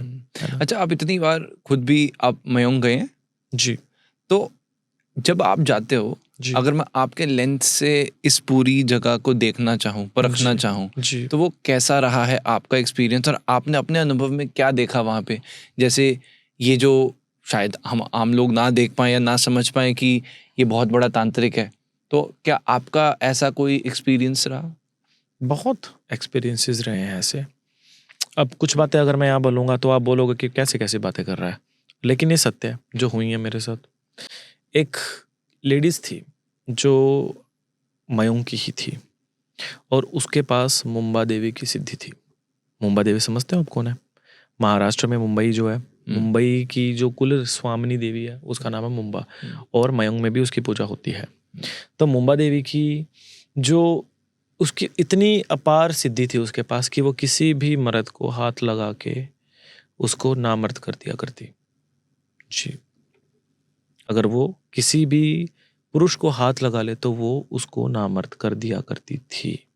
लेकिन सिद्धि का भी अपना एक विधान होता है कि आप एक टाइम पे 2 से 3 से उसके ऊपर नहीं जाता चला सकते। कितने ही मंत्र पढ़ लोगे एक टाइम में? तो मान लो सुबह का जाप करके रखा है, तो सुबह का जाप अगर यूज किया तो एक पे किया ना, एज ए सेल बैटरी वाला हिसाब है। बार बार यूज किया तो फिर वो कैसे जाएगा?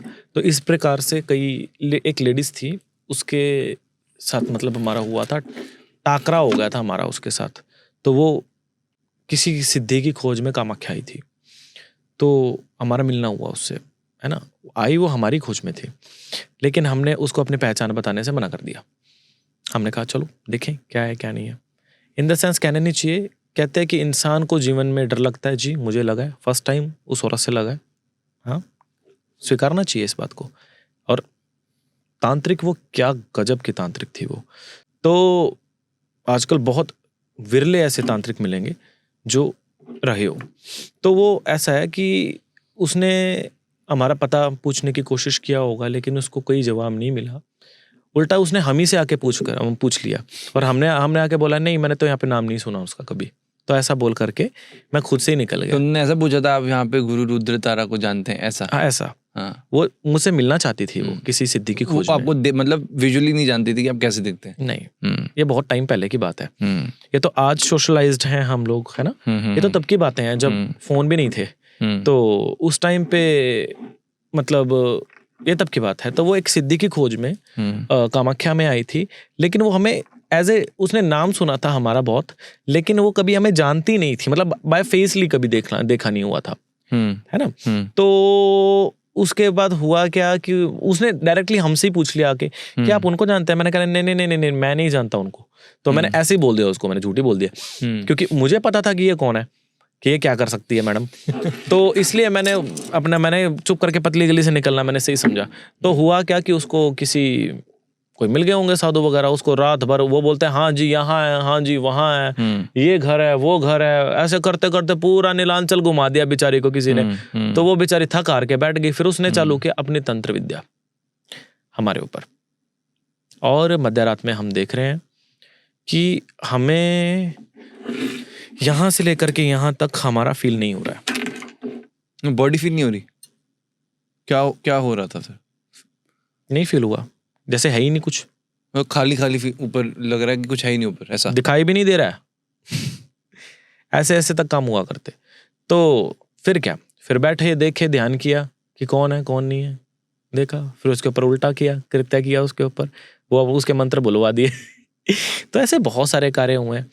तो फिर वो आए वापस, फिर उसने आकर के हमसे क्षमा मांगी। वो बोले फिर आपने बताया क्यों नहीं? मैंने कहा नहीं, खुद स्वयं खोज करो। आप किसी के भी पास जाके बोलोगे, अगर जानकारी लेके आई हो तो ये भी जान के आओ कि किससे में आके मिलना है ना, तभी वो यात्रा संपूर्ण होती है। बोलते हैं आंखों पे पट्टी बांध के कौन निकलता है घर से। तो थोड़ा शिक्षा देने का आधार था हमारा। तो और बाद में तो वो हमारी इतनी अच्छी मित्र बनी ना, आज भी हमारी बहुत अच्छी मित्र है वो। बहुत अच्छी मित्र बनी बाद में वो हमारी। फिर बाद में उसने हमसे महानिर्माण तंत्र की दीक्षा ग्रहण की थी, उसने हमसे सोडयाल तंत्र की बाद में उसने हमसे दीक्षा ली थी। आज भी है, बहुत अच्छी तांत्रिक है और है, लेकिन ये है कि वो ऑन कैमरा नहीं है। लेकिन ऐसे बहुत सारे तांत्रिक हैं, बहुत सारे ऐसे। अभी तक सबसे अगर मैं कह सकूं कि सबसे डेंजरस एक्सपीरियंस आपके साथ कौन सा रहा हो, या कोई आपने ऐसा रियल लाइफ रियलिटी में कोई तंत्र देखा हो जो कि शायद अनबिलीवेबल हो? बहुत देखे हैं हमने। तो अभी तक का सबसे ऐसा कौन सा है जो शायद आप भूल नहीं पाए आज तक? ऐसे बहुत सारे हैं। एक्चुअली हमारे घर के साथ ना एक माता थी, अन्नपूर्णा नाम था उनका, उनके हस्बैंड थे। ये कहाँ की बात कर रहे हो? सदानंद। ये बात है कामाख्या की। कामाख्या की। सदानंद नाथ उनके पति थे। तो वो दोनों बहुत शक्तिशाली तांत्रिक, दोनों ही, क्योंकि थे, ऐसी बात नहीं, जबरदस्त थे। लेकिन उनके हस्बैंड क्या, वो अपने तंत्र के घमंड में चूर, वो क्या कि भाई मैं शमशान घाट नहीं जाऊंगा, शमशान को यहाँ बुलाऊंगा। वो जब पूजन किया करते, हमारे आंखों देखी बात है, उनके नीचे आके शव लेट जाया करता। उनके घर में चिताएं जलनी चालू हो जाया करती। वो अपने घर की जगह को ऐसे, जैसे हम कैसे ना कि जैसे ये दीवारें ब्लैक है, जैसे पर्दा हटा दिया जाए, वो इस प्रकार का विजुअल हो जाया करता उनके घर के अंदर, जैसे वो मरघट में बैठे हों, लेकिन वो बैठे अपने घर में हुआ करते। ऐसे ऐसे काम तक उनके हुआ करते। सिर में से सांप निकल निकल के गिरा करते उनके, ऐसे भयंकर तांत्रिक थे वो। लेकिन लास्ट में हुआ क्या, कहते हैं ज़्यादा गर्म तो फिर अपनी ज़ुबान जलाता है। ऐसे ही एक बार उन्होंने क्या किया, उन्होंने मदपान किया, और मदपान में बोलते हैं ना कि या देवी सर्व सुख करणी, या देवी सर्व सुख हरणी, कर ह का अंतर कर बैठा बस। शराब पी के जैसे जबान तुतलाती है, अधिक मद लिया तो जबान तुतला गया उनका, तो वो मंत्रों का उच्चारण गलत कर बैठे थे। और उन्हीं को जो मुर्दा उनके नीचे आके लेट जाया करता, वही चीज़ें उनको बालों से घसीड़ करके उनको शमशान में ले गए थे। वो घर से उनके रात को चीखो चिल्लाने की आवाज़ आई, और ये नहीं पता वो कहाँ गए कहाँ नहीं। नेक्स्ट डे उनके जो है शरीर के अलग अलग टुकड़े अलग अलग शमशानों में मिले थे। तो ये ऐसे बहुत सारे एक्सपीरियंसेस हैं। ये हो चुके हैं 15 साल इन बातों को, 15-16 साल। तब तो ये इंटरनेट वगैरह इतना कोई डेवलप नहीं था, पॉडकास्ट नहीं थे, है ना। तो ये तब की बात है। आज तो शायद कोई इन बातों पे ट्रस्ट भी ना करे, लेकिन हमने देखा है जो सच है हुआ। तो बोलते प्रत्यक्ष को प्रमाण की क्या आवश्यकता। तो बहुत कुछ देखा है हमने, ऐसा बहुत कुछ। पहले क्या था, सत्यता थी, लेकिन जब से ये इंटरनेट के थ्रू कुछ चीज़ों को जो नहीं दिखाने वाली थी, वो जब से दिखाई गई हैं, तो कुछ चीज़ों का प्रभाव हुआ। क्या नहीं दिखाने वाली चीज़ें थी? बहुत सारी चीज़ें ऐसी हैं, लोग जानते हैं हम किन चीज़ों के बारे में बात कर रहे हैं। शव साधना जैसे गुप्त साधनाएं हैं, लोग उसको रील्स बना करके उनकी जो है उनको इंस्टाग्राम के ऊपर अपलोड कर रहे हैं। मुंड साधना जैसे गुप्त साधनाएं हैं, उनको रील्स पे अपलोड किया जा रहा है। मारण मोहनोच्चाटन जैसी गुप्त विद्याएं हैं, उनको दुनियादारी में अपलोड में जो है रील्स बना के दिखाया जा रहा है। और एक सबसे बड़ा जो मेजर प्रॉब्लम है, किसी को पुराने टाइम में, वैसे खैर हम इसके इतिहास पे हम इतना, ना तो हम इसके इतिहास को हम इतना मानते हैं और ना ही हम इस बात पे सत्यता धारण करते हैं। कोई लाखों में कोई एक विरला हो जिसको कोई बोले कि जिसको देवी का प्रवेश होता हो।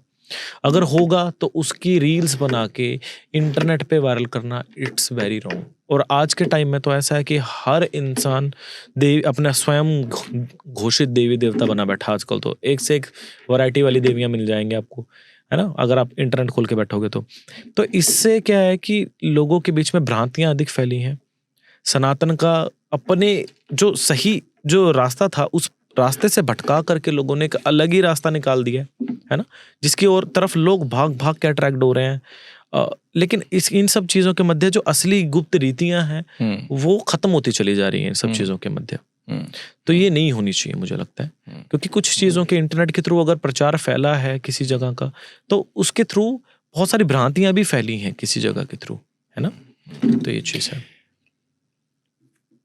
कामाख्या देवी में जब कपाट खुलते हैं जी, ये कहा जाता है कि योनि के नीचे एक झरना है और उस पानी को जलोद्गम कहा जाता है, जिसको भी लोग प्रसाद की तरह लेते हैं। क्या ये सत्य है? बाहर की तरफ निकलता है। क्या है ये पूरी बात? ऐसा है कि देखिए सिर्फ वो नहीं, डेली का ही ऐसा रहेगा कि मतलब डेली का जो माँ का रहेगा सफाई वगैरह करने के बाद साइड से प्रणालिका निकलती है जहाँ से नित्य का जो पूजन का जो जल वगैरह रहेगा, क्योंकि वहाँ से निरंतर सारा साल भर जल प्रवाह होता रहता है उस स्थान से, उसमें से जल निकलता रहेगा ऑटोमेटिकली उस स्थान से। तो उसके जल को तो दिया जाता है प्रसाद रूप में अगर आप जाओगे बिना गर्भगृह में जिस समय आप जाओगे तो दर्शन के लिए, लेकिन उसके साथ वो निकलता रहेगा तो लोग वहां से भी उसको ग्रहण करते हैं। सिर्फ अम्बुबच्ची के बाद नहीं, ये नित्य में भी ऐसा ही होता है। पुराने टाइम में ऐसा हुआ करता कि वहां से रक्त बहता हुआ भी दिखता था, लेकिन बाद में उसको बंद कर दिया गया ताकि लोगों के बीच में मतलब कोई योग्य ही सिर्फ उसको मतलब देख पाए, हर कोई इसको देख ना पाए। क्योंकि कामाख्या मंदिर का तो इतिहास भी ऐसा रहा है कि जिस राजा ने इस मंदिर का निर्माण करवाया था, है ना, वो स्वयं तक इस मंदिर में जो है दर्शन नहीं कर सकता। सत्य ये बात है, क्योंकि उस समय पंडित लोग जो पूजा किया करते और माँ नृत्य किया करती और माँ को पसंद नहीं था कि कोई मेरी जो है आरती पूजा में, है ना, विघ्न डाले। तब वो माँ की आरती क्या करता, माँ नृत्य क्या करती, उसने माँ को झांक लिया था। तो माँ ने श्राप दे दिया था कि वापस से तू कभी मेरे मंदिर की तरफ देखेगा तो तेरे पूरे परिवार का मैं नाश कर दूंगी। आज तक उसके पूरे परिवार में कोई भी व्यक्ति कामाख्या मंदिर नहीं आ पाया।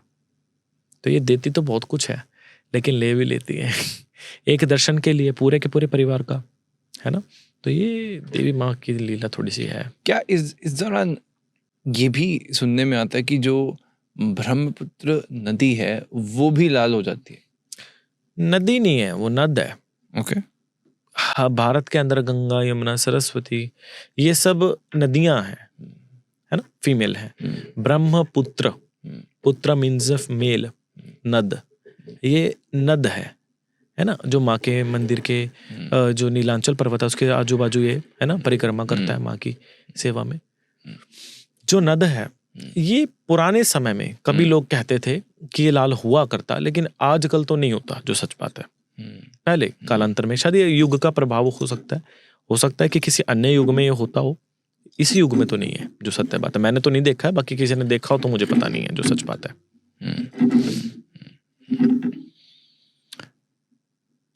अंबुबाची के समय में ये भी कहा गया है कि जो महाविद्या है तंत्र की वो बहुत प्रधान रहती हैं। तो ऐसा क्या है कि ये जो इस दौरान के हम तंत्र की बात करते हैं, जैसे आप बता रहे थे कि जो लोग साधना करते हैं वो पूरे साल साधना करते हैं, इस दौरान जैसे आपने समझाया भी है कि वो उनकी जो साधना है वो बहुत तीव्र रूप से हो भी जाती है। ये जो साधनाएं हैं ये कहाँ पर उपयोग होती हैं अंबुबाची मेला के बाद? ये साधनाएं जन कल्याण के लिए उपयोग होते हैं। जैसे आपने देखा कि किसी स्थान पे यदि अकाल पड़ जाए और साधक उस स्थान पे जाकर के हवन यज्ञ करवाए तो उस स्थान का अकाल खत्म हो जाए, या फिर किसी के घर में निसंतान दंपति है, उसके जीवन में संतान नहीं है, साधक अपने हाथ से सिर्फ एक फल को स्पर्श करके यदि उनको प्रदान करते तो उनके घर में संतान हो जाए, या फिर किसी के जन जीवन में धन का अभाव है ना, तो साधक कुछ मुद्राएं या फिर कुछ अन्न के दाने यदि उनकी झोले में डाल दे तो वहां अन्न धन की कमी जो है खत्म हो जाए। तो ये इस प्रकार से सनातन के प्रचार के लिए और सत्य सनातन के प्रचार के लिए ये साधनाएं प्रयोग होते हैं, जन कल्याण के लिए प्रयोग होती हैं। ओके जी। ओके। आपने चंडाल क्रम के बारे में कहा है, क्या है चंडाल क्रम? चंडाल क्रम जो होता है वो क्रम होता है जिस क्रम के अंतर्गत मृत आत्माओं को अपना गुलाम कर लिया जाता है। चंडाल क्रम का पूरा उल्लेख आपको भूत डामर तंत्र में मिलेगा, जिसमें स्वयं भगवान भूतेश्वर एक चंडाल के रूप में अपनी भूमिका को निभाते हैं और उसके बारे में बताते हैं कि चंडाल क्रिया जो है उसके लिए पहले चांडाल होना पड़ता है, और चांडाल होने से पहले हृदय को पत्थर का करना पड़ता है। कहते हैं चांडालों में जो बड़ा नाम रहा है वो स्वयं राजा धर्मपरायण राजा जो है राजा हरिश्चंद्र का रहा है, क्योंकि जो चंडाल कर्म करता है उसको अपने धर्म का परायण करने के साथ साथ उसको धर्म पे सदा के लिए अडिग भी रहना पड़ता है। वो धर्म से परे नहीं हट सकता, अन्यथा चंडाल क्रिया साधक का भी भक्षण कर सकती है। इसलिए चंडाल क्रम में बहुत सारी चीजें आ जाती हैं इसके अंतर्गत। भूत डामर तंत्र जो है संपूर्ण इसी के अंतर्गत चलता है, जिसमें भूत प्रेतों से जो है मतलब बात करना, मृत आत्माओं से बात करना, क्योंकि 14 दिनों तक आपको पता है कि दक्ष क्रिया होती है ना, 13वीं होती है, अन्न जो है दान दिया जाता है, भंडारा किया जाता है लास्ट में, है ना। जैसे पंजाब में कहते हैं कि भोग डाल दिया जाता है। तो ऐसे ही तब तक बोलते हैं कि 13 दिनों तक आत्मा विचरण कर सकती है, और उस 13 दिनों तक उस आत्मा को माध्यम बनाया जा सकता है उस आदि पराशक्ति तक अपनी बात पहुंचाने के लिए। और इस प्रकार के जो क्रम हैं ये चांडाल क्रिया के अंतर्गत आते हैं। बहुत सारी चीजें ऐसी हैं। कामाख्या देवी के पास में भैरव बाबा का भी मंदिर है जी, वहाँ की क्या मान्यता है? और वहाँ पे लोग उमानंद भैरव, उमानंद भैरव जो हैं, ये आनंद भैरव जो हैं इन्हीं का ही एक स्वरूप है, जो मतलब जिसमें कामाकर्षण शक्ति नहीं है, या जीवन जिसके जीवन में लस्य जो रस जो है वो खत्म हो चुका है, आनंद रस खत्म हो चुका है, वो उमानंद भैरव के यदि दर्शन करे, उनका पूजन करे, तो उसके जीवन में संपूर्णता ये जो है पुनः वापस आ जाती हैं ये सब चीजें। और उमानंद भैरव के दर्शन से ये कहा जाता है, ये टापू के ऊपर है दरअसल, ब्रह्मपुत्र नद के मध्य ये उमानंद भैरव का मंदिर है, कि इस भैरव की पूजा करने से जीवन के अंदर आपको पौरुष तत्व की कमी नहीं हो सकती। और इसी के साथ जो कौटरलिंगम महाराज है, बोला जाता है कि वो पुरुष जो नामर्द है, अगर वो कोटरलिंगम के जो लिंग को यदि स्पर्श भी कर ले तो वो स्वतः के लिए मतलब पौरुष तत्व को ग्रहण कर लेता है। जैसे कामराज भगवान जो रहे हैं, जैसे सॉरी कामदेव भगवान जो रहे हैं, उन्होंने दोबारा अपना रूप धारण किया था, है ना। तो इसीलिए कामाकर्षण शक्ति का यहाँ पे विशेष रूप में प्रधानता इस क्षेत्र में कही गई है मूल रूप में। जी, एक साइड है ये तंत्र और एक साइड है ये सारी चीजें जो कि एक साधना से जुड़ी हुई हैं। मैं ये जानना चाहता हूँ, क्योंकि आपको लोग एक तरफ ये ज्ञान है, एक तरफ ये माँ की भगवती की कृपा है और माँ की बातें हैं, दूसरी तरफ आपको सोशल मीडिया का सबसे कंट्रोवर्शियल बाबा कहा जाता है।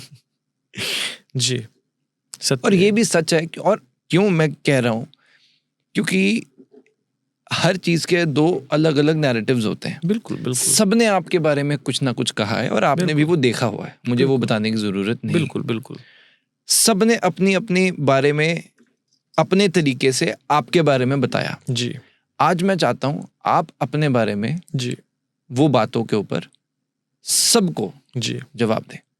जी, आप बहुत चलते हैं, बहुत सारी बातें हैं। मैं पहले स्टार्ट करूंगा एक कंट्रोवर्शियल वीडियो से। जी, उस वीडियो में आप किस करते हुए देखे जा रहे थे? जी,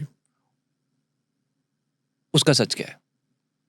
ऐसा नहीं है, एआई के थ्रू आपकी भी वीडियो बनाई जा सकती है। अभी मैंने उसी के साथ रिगार्डिंग एक मैंने देखी वीडियो जो कि हमारे माननीय प्रधानमंत्री जी की बनाई गई थी। तो हम इसके ऊपर अपने क्या विचार दे सकते हैं?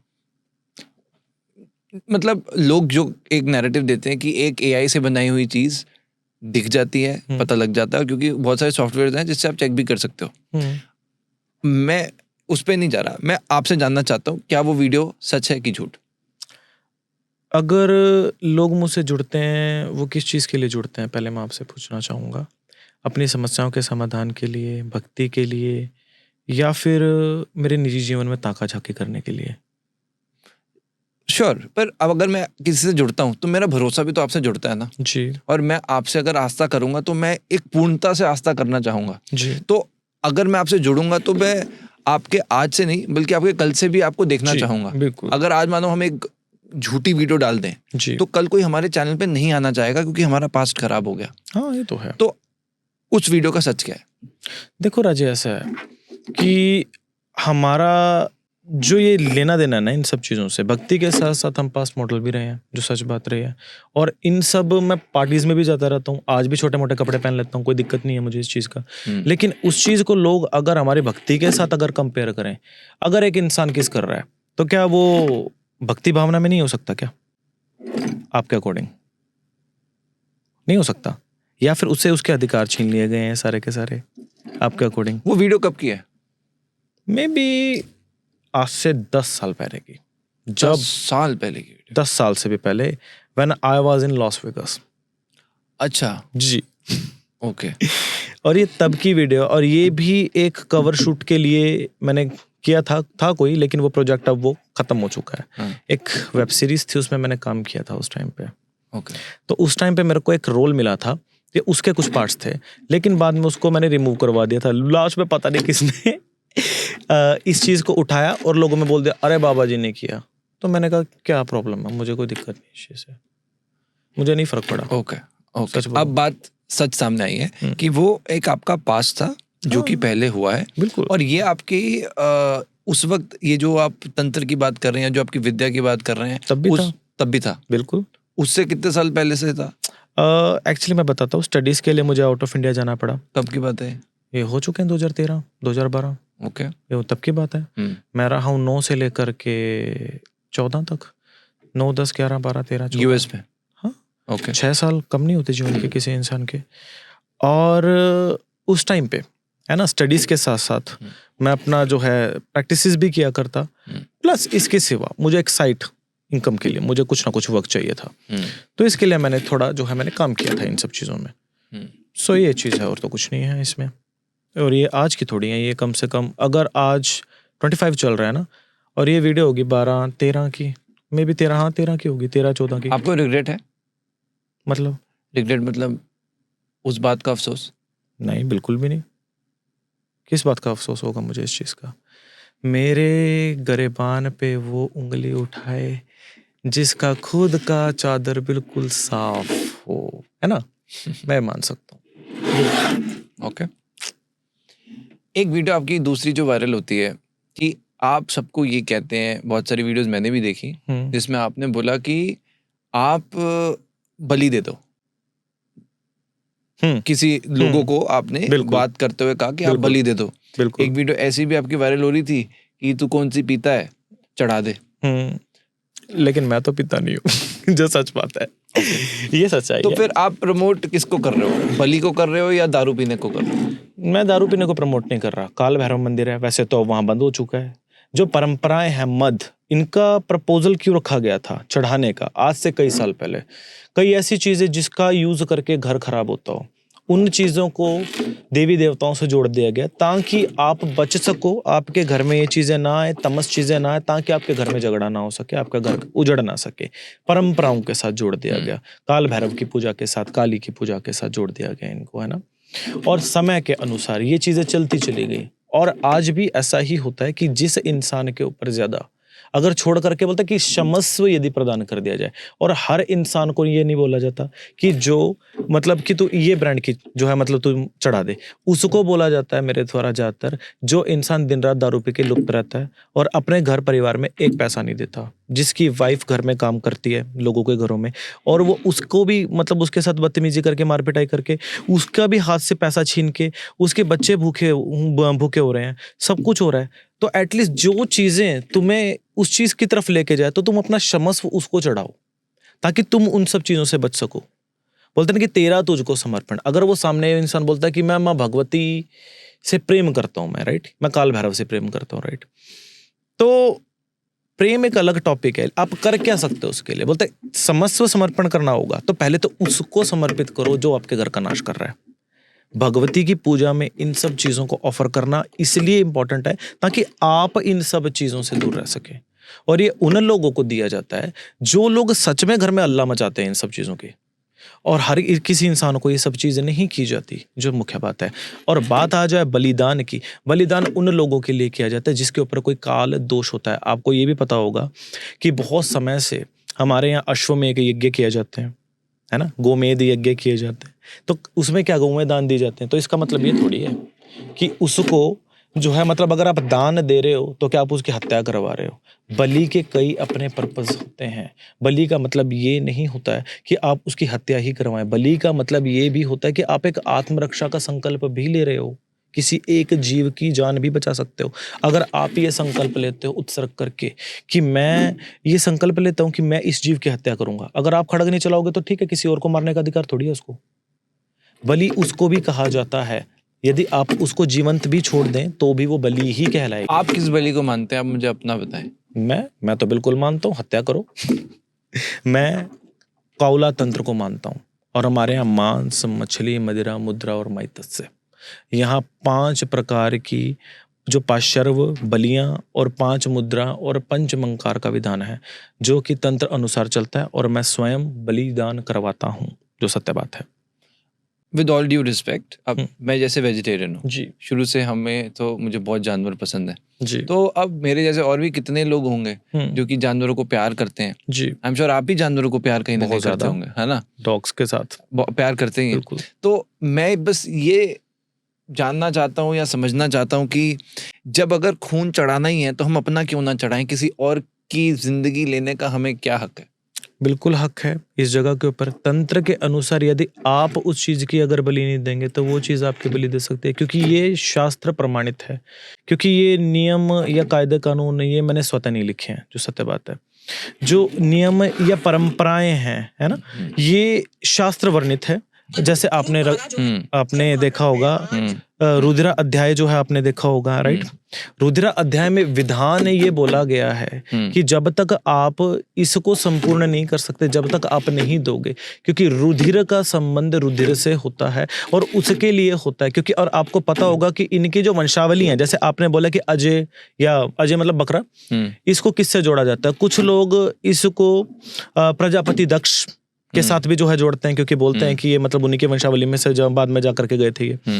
और जो लोग भैंसे की जैसे बलि का कई लोग करते हैं, तो भैंसे की बलि में कई लोग इसको जो है महिषासुर की जो है वंशावली से इनको जोड़ते हैं। तो ये उन्हीं की जो है प्रपोजली इन सब की सब चीजों को इनसे जोड़ कर सकते हैं। और सबसे बड़ी बात क्या, काली का जो पूजा का जो कॉन्सेप्शन रहा है ना, जैसे आजकल लोगों में रहा है, वो ये कभी सामाजिक लोगों के बीच में कभी पूजी नहीं है, ये रही है वनवासी लोगों के थ्रू पूजनी। क्योंकि 17वीं शताब्दी तक तो आपको पता होगा, अगर आपने रिसर्च किया हो थोड़ा बहुत काली माँ के ऊपर, तो इनकी कोई मूर्ति तक भी नहीं थी। काली घाट में भी माँ का सिर्फ एक पाषाण स्वरूप माँ का ब्लैक कलर का आपने देखा होगा, जिसके ऊपर गोल्ड की जीभ लगाई गई है, लगाए गए हैं, है ना। तो माँ का जो स्वरूप है वो नहीं था इस प्रकार का। और जो पूजन का जो असल में जो पर्पस था इसका, वो सब जो है इन्हीं लोगों के घरों से आया।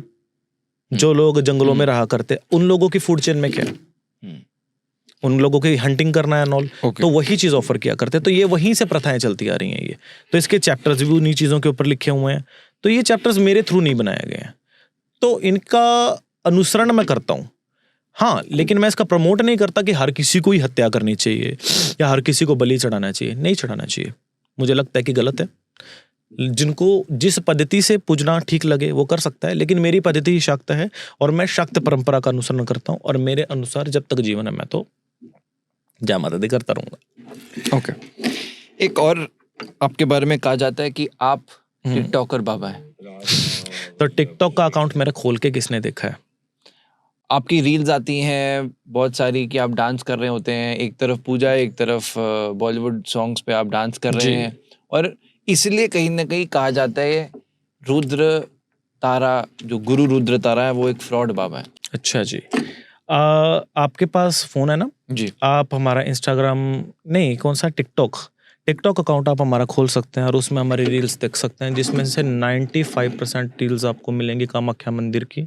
जब टिकटॉक चलता था तब मैं रहा करता असम में, जिसमें 95% वीडियोस या तो माँ के श्रृंगार की मिलेंगी, या मैं कहीं जा रहा हूँ किसी मंदिर में तो वहाँ की मिलेंगी। हाँ, सॉन्ग्स की मिलेंगी वो जरूर मिलेंगी जब मैं गाड़ी में ट्रैवल कर रहा हूँ, ऑब्वियसली उसमें मैं सॉन्ग भी सुनता हूँ, डांस भी करता हूँ, क्योंकि देखो मेरे को मॉरल राइट्स हैं, सीधी सी बात है। मेरे हाथों से किसी ने ये चीजें छीन तो नहीं ली है कि मैं जो है मतलब सॉन्ग्स नहीं सुन सकता। Being I am a very modern, मैं जो है सुन सकता हूँ, मैं सुनता भी हूँ, सिंपल एज वेल। तो अगर इंसान भक्ति में है तो उसके पास ये नहीं कि उसकी निजी इच्छाओं को दबा दिया गया है, जी बिल्कुल भी नहीं। पढ़े लिखे भी हैं, अगर चोला पहन के यूनिवर्सिटी जाऊंगा ना तो शायद मुझे कोई यूनिवर्सिटी में घुसने भी ना दे, और अगर मैं वहाँ पे नॉर्मल बन के जाऊंगा तो शायद मुझे वो एंट्री भी दे दें, और ऐसा मेरे साथ तो हुआ भी है, राइट। और जहाँ से मेरा ये जीन वगैरह पहनना चालू भी हुआ है, नहीं उससे पहले मैं चोला ही पहना करता। ऐसा हुआ था कि जब मैं यूनिवर्सिटी में स्टडीज़ के लिए जिस समय में जा रहा था तो मुझे एंट्री नहीं दी थी उन्होंने। यूएस की बात कर रहे हो? नहीं, यहीं की बात है। यहाँ पे आके मैंने इंटरफेथ रिलीजियस के ऊपर मैंने दोबारा से अपनी स्टडीज़ की थी मैंने, अभी चल भी रही है मेरी। तो उस टाइम पे मैं चला गया चोला पहन के, पहचाना ही नहीं उन्होंने मेरे को। बोल रहा है बाबा जी आप कहाँ घुसे चले आ रहे हो, ये बोल करके मुझे उन्होंने कह दिया। मैं नेक्स्ट डे मैं पूरा मॉडर्न बन के गया, बोल रहे हैं एंट्री वेलकम। तो कौन सी सोसाइटी की आप बात कर रहे हो? सोसाइटी जिस रूप में आपको एक्सेप्ट कर रही है आपको उसी रूप में चलना पड़ेगा। जिस जगह पे सोशलाइज आप जा रहे हो उसी जगह पे जाना पड़ेगा। बाजार में अगर आप जा रहे हो चोला पहन के जा रहे हो, आप नहीं चल सकते, लोग आपको जो है सड़कों पे नहीं जाने देंगे। आपको नॉर्मल बन के कैसे भी निकल करके जा सकता हूँ मैं, ये मेरे पर्सनल जो है ओपिनियन है इन सब चीज़ों के ऊपर। और बात आ जाए सॉन्ग्स की, म्यूजिक्स की, तो वो बने किस चीज़ के लिए हैं? कीप इट एंजॉय मैन, सभी को करना चाहिए। अगर आप पूजा कर रहे हो तो किसी ने आपसे मॉरल राइट्स ये नहीं छीने हैं कि आप सॉन्ग्स नहीं सुन सकते या अपने निजी जीवन को आप जो है अपने परिवार के साथ स्पेंड नहीं कर सकते। सब कर सकते हैं, मैं भी करता हूँ, कोई प्रॉब्लम थोड़ी है इस सब चीज़ों में। ये बताइए आपके अकॉर्डिंग गलत है ये, अगर मैंने जो है अपनी लाइफ को स्पेंड किया अपने अकॉर्डिंग? सबका ओपिनियंस अलग अलग हो सकते हैं, एक सब्जेक्टिव ओपिनियन हो सकता है, पर जब हम किसी को एक सही रास्ता दिखाना चाह रहे हैं जी। तो हम समाज के हिसाब से क्यों बदलें? समाज को चाहे अगर आप सही हैं तो आप उनके हिसाब से क्यों बदलें? समाज हमारी तरह हमारे हिसाब से बदलना चाहिए। ये आपकी बातें शायद बोलने में अच्छी लग सकती हैं लेकिन प्रैक्टिकल नहीं है। श्योर। क्योंकि चोला पहन करके अगर मैं अपनी गली से भी अगर निकल जाऊं तो आधे से ज़्यादा तो लेडीज़ घर के अंदर ही जो है निकल लेंगी। क्यों? क्योंकि उनको लगे कि बाबा जी आए हैं तो पता नहीं हमारे ऊपर कुछ कर ही ना दें। ये लोगों की है तांत्रिकों के प्रति जो धारणाएं हैं। तो समाज जब स्वीकार नहीं कर रहा है तो उस रूप में उस समाज को अपने साथ जोड़ा जाए जिस रूप को वो स्वीकार करते हैं। असल में भक्ति को मॉडर्नाइजेशन वर्जन में क्यों लोगों ने जो है लेकर के आए, लोग बैंड में के अंदर क्यों लेके आए, लोग सॉन्ग्स को, भजन्स को बैंड के अंदर मॉडिफाई क्यों किया लोगों ने? क्यों? क्योंकि यंग यूथ को वैसे देखना पसंद है। बीइंग अगर मैं पढ़ा लिखा हूँ, राइट, मेरे पास मॉरल राइट्स हैं इन सब चीज़ों के, तो मैं कर सकता हूँ ये सब चीज़ें। ओके, मैं एक लास्ट वीडियो है जो कि इस टॉपिक को हम खत्म करेंगे। बिल्कुल, एक वीडियो दिखाना चाहता हूँ, उसमें मैं आपका रिस्पांस सुनना चाहता हूँ।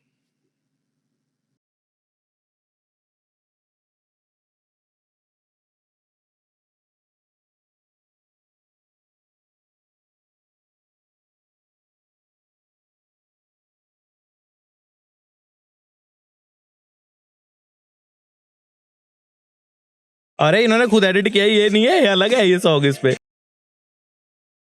हाँ बनता हूँ बिल्कुल।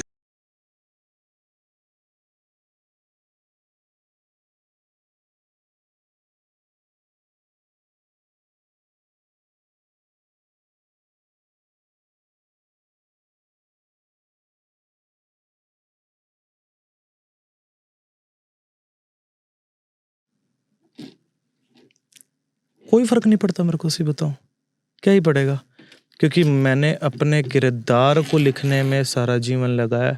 4 दिन में मुझे कोई क्या पढ़ लेगा, जो सच बात है, क्योंकि मैं जानता हूँ मैं क्या हूँ। किसी के रिव्यू से तो मेरा जीवन चेंज होने से रहा। So simple as well. बुरा नहीं लगता कभी भी?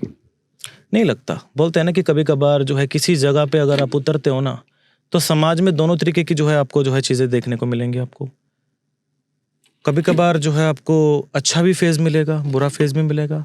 अगर आप एक समय पे किसी का प्रेम स्वीकार कर रहे हो तो निसंदेह किसी का बुरापन भी आपको स्वीकार करना चाहिए, वो उनका फेज है ना।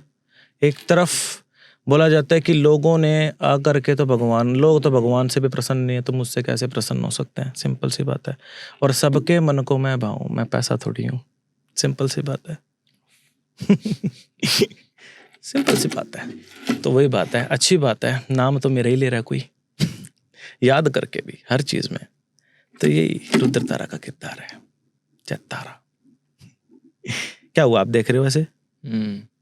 मैं इसलिए देख रहा हूँ क्योंकि अब एट द एंड हर कोई है तो इंसान, सबका दिल है, और अगर बार बार कोई अपने बारे में इतना बुरा सुन रहा है तो नहीं पड़ता, क्योंकि मैंने फर्क डालना छोड़ दिया इन सब बातों फर्क शायद ना पड़े, पर बुरा तो लगता है कि ये मुझे जानता नहीं है, इसने मुझे मेरे बारे में कभी सुना नहीं है, या मेरे से कभी मिला नहीं है। ज्यादा से ज्यादा क्या होगा, डेफॉर्मेशन भेज सकते हैं इनको। लेकिन क्या जरूरत है, गो विद द फ्लो, मेरा ये मानना है, just starting to go with the flow. सिर्फ नेक्स्ट चलते रहो, स्टेप डेविएशन होता चला जाएगा। आज के टाइम में आप चाहे 100 आप अच्छे काम कर रहे हो, अगर आप एक बुरा काम कर रहे हो तो लोग आपकी वो 100 अच्छाइयों को भूल जाएंगे, वो आपकी एक चीज़ याद रखेंगे। तो उन बशर्ते मेरी निगाह में वो 100 चीज़ें ज़्यादा मेरी इंपॉर्टेंट है, बशर्ते एक चीज़ नहीं। तो इसके लिए मैं उन सब चीज़ों के ऊपर इतना गुरेज नहीं करता, जो सच बात है, और ना ही इतना फ़ोन चलाता हूँ, जो सच बात है, ये भी सच है। ओके। हाँ, आने वाले साल कैसे होने वाले हैं आपके? 5 साल, 10 साल, 20 साल? अच्छा ही निकलेगा अभी तो फिलहाल, क्योंकि अभी 27 की एज के बाद से मेरी दशा बदलेगी, और बृहस्पति भगवान का जीवन में मेरे जो है मतलब स्तर ऊंचा जाएगा, जब ज्ञान के स्तर में इसमें वृद्धि होती है, जिसमें बृहस्पति हमारा प्रबल होता है। अगर ज्ञान के स्तर में वृद्धि होगी तो निसंदेह जीवन के स्तर में भी जो है वृद्धि हुई जाएगी इन सब चीज़ों से। आपने अपने डेथ के बारे में भी जान लिया? हमारे गुरु महाराज ने इस चीज़ को लिखा है अच्छे से, और जो उन्होंने लिखा है ऑटो करेक्ट वो वैसा ही हुआ है। हमारे गुरु महाराज जी के जितने शिष्य हैं, और उन सब कि जो चीज़ें जीवन के बारे में लिखी हैं, एज ए उनकी शादी से लगा लीजिए, कितने बच्चे हुए हैं, ये सब चीज़ें, तो एक वसीयतनामा जैसा हमारे यहाँ लिखा जाता है जाने के बाद, कि ये इसके लिए, ये जीवन के लिए ये सार्थक है। तो वो सब चीज़ें लिखी गई हैं उसके अंदर अच्छे से। और क्या क्या लिखा है उसमें आपके बारे में? बहुत कुछ है, जैसे हर चीज़ अपनी जो है आपको नहीं बता सकता मैं, क्योंकि मेरा भी कोई निजी जीवन है। नहीं, मतलब ऑफ कोर्स वो चीज़ नहीं पूछ रहा, मतलब किस बारे में, जैसे डेथ के बारे में हो गया, बर्थ के बारे में हो गया, ऐसे बहुत सारी चीज़ें हैं उसके अंदर, जीवन में उतार चढ़ाव से लेकर के, बीमारी से लेकर के, या किस समय किसी से भेंट होगी। हमारे यहाँ नाम नहीं लिखे जा सकते उसको, हमारे यहाँ उसको वर्ण बोला जाता है इस चीज़ को ना, कि उच्च व्यक्तियों से मेल मिलाप, इन सब चीज़ों से, इस प्रकार से वो समय बताया गया कि इस समय से ये समय है, ये समय से ये समय, काल गणना बोला जाता है इसको। ये पूरी बना करके गुरु महाराज जी गए हुए हैं समय तक के हमारी ये चीज़ है। तो ये अब आप भी कर सकते हो क्या? आपके भी माइंड में ये चीज़ आ जाती है जब आप? माइंड में नहीं होती, जैसे इसके फॉर्मूलाज होते हैं कुछ, जैसे एस्ट्रोलॉजिकल फॉर्मूलाज होते हैं, आप भी कर सकते हो। थोड़ी सी इसकी स्टडीज़ करनी पड़ती है। एस्ट्रोलॉजिकल फिनोमिनाज हैं वो सारे जितने हैं, वो सारे के सारे उसके आधार पे जो है उसको बनाया गया, जैसे लाल किताब होता है वैसे ही होता है। ये जो भविष्य मलिका है, आप मानते हैं इसमें? शायद नहीं, मैंने पढ़ा नहीं है, जो सच बात है। ओके। मैं वर्तमान को में जीना जो है मैं सही समझता हूँ, क्योंकि देखिए जैसे आपका वर्तमान करा मैं, तो निसंदेह भविष्य भी वैसे ही होने वाला मेरे ख्याल से। ओके। तो यही है भविष्य मलिका के अंदर। ज़्यादातर लोग बोलते हैं, सुना है मैंने भी एज ए सोशल मीडिया के थ्रू मैंने, कि लोग पूछते हैं या लोग बोलते हैं कि मतलब कि ये चीज़ें पहले से लिखी गई थी या वर्णित हुई गई थी या युद्ध स्तर के ऊपर से। लेकिन ये सब चीज़ें तब क्यों बताई जाती हैं जब वो चीज़ें हो जाती हैं, है ना? या तो उसको पहले बता देना चाहिए, प्रोडिक्ट करना चाहिए इतने टाइम तक, कि इतने टाइम से इतने टाइम तक कि ये होने वाला है, युद्ध की परिस्थिति बनने वाला है। एट द एंड इंसान जो है उसके बारे में बच तो सके कम से कम। श्योर, ये चीज़ है। अच्छा, आप इतना तंत्र में रहते हैं, तो जाते जाते अगर आप कोई लोगों को उपाय बता सकें जिससे कि वो तंत्र से दूर रह सकें। तंत्र तो हर एक जीवन में है, हर किसी के हैं। आप सांस ले रहे हैं, श्वास तंत्र है, पेट पकड़ोगे पाचन तंत्र है, हाथ पकड़ोगे नाड़ी तंत्र है। तंत्र कहाँ नहीं है? तंत्र का मतलब क्या होता है? तंत्र मीन्स अ सिस्टम, और सिस्टम को सिस्टमेटिकली चलाने वाला, इट्स अ तांत्रिक। तो तंत्र किसी के जीवन से अलग नहीं है, पृथक नहीं है। ये ऐसा नहीं कि कोई इंसान इससे जुड़ा नहीं है, सब जुड़े हैं इससे। लेकिन क्या है कि भक्ति को भक्ति के तरीके से करने वाला, इट्स अ तांत्रिक, ये चीज़ ना। तो किसी को तंत्र से डरने या घबराने की ज़रूरत नहीं है। तंत्र से किसी का नुकसान भी नहीं होता, लेकिन बशर्ते लोग इसका शिकार कैसे हो जाते हैं।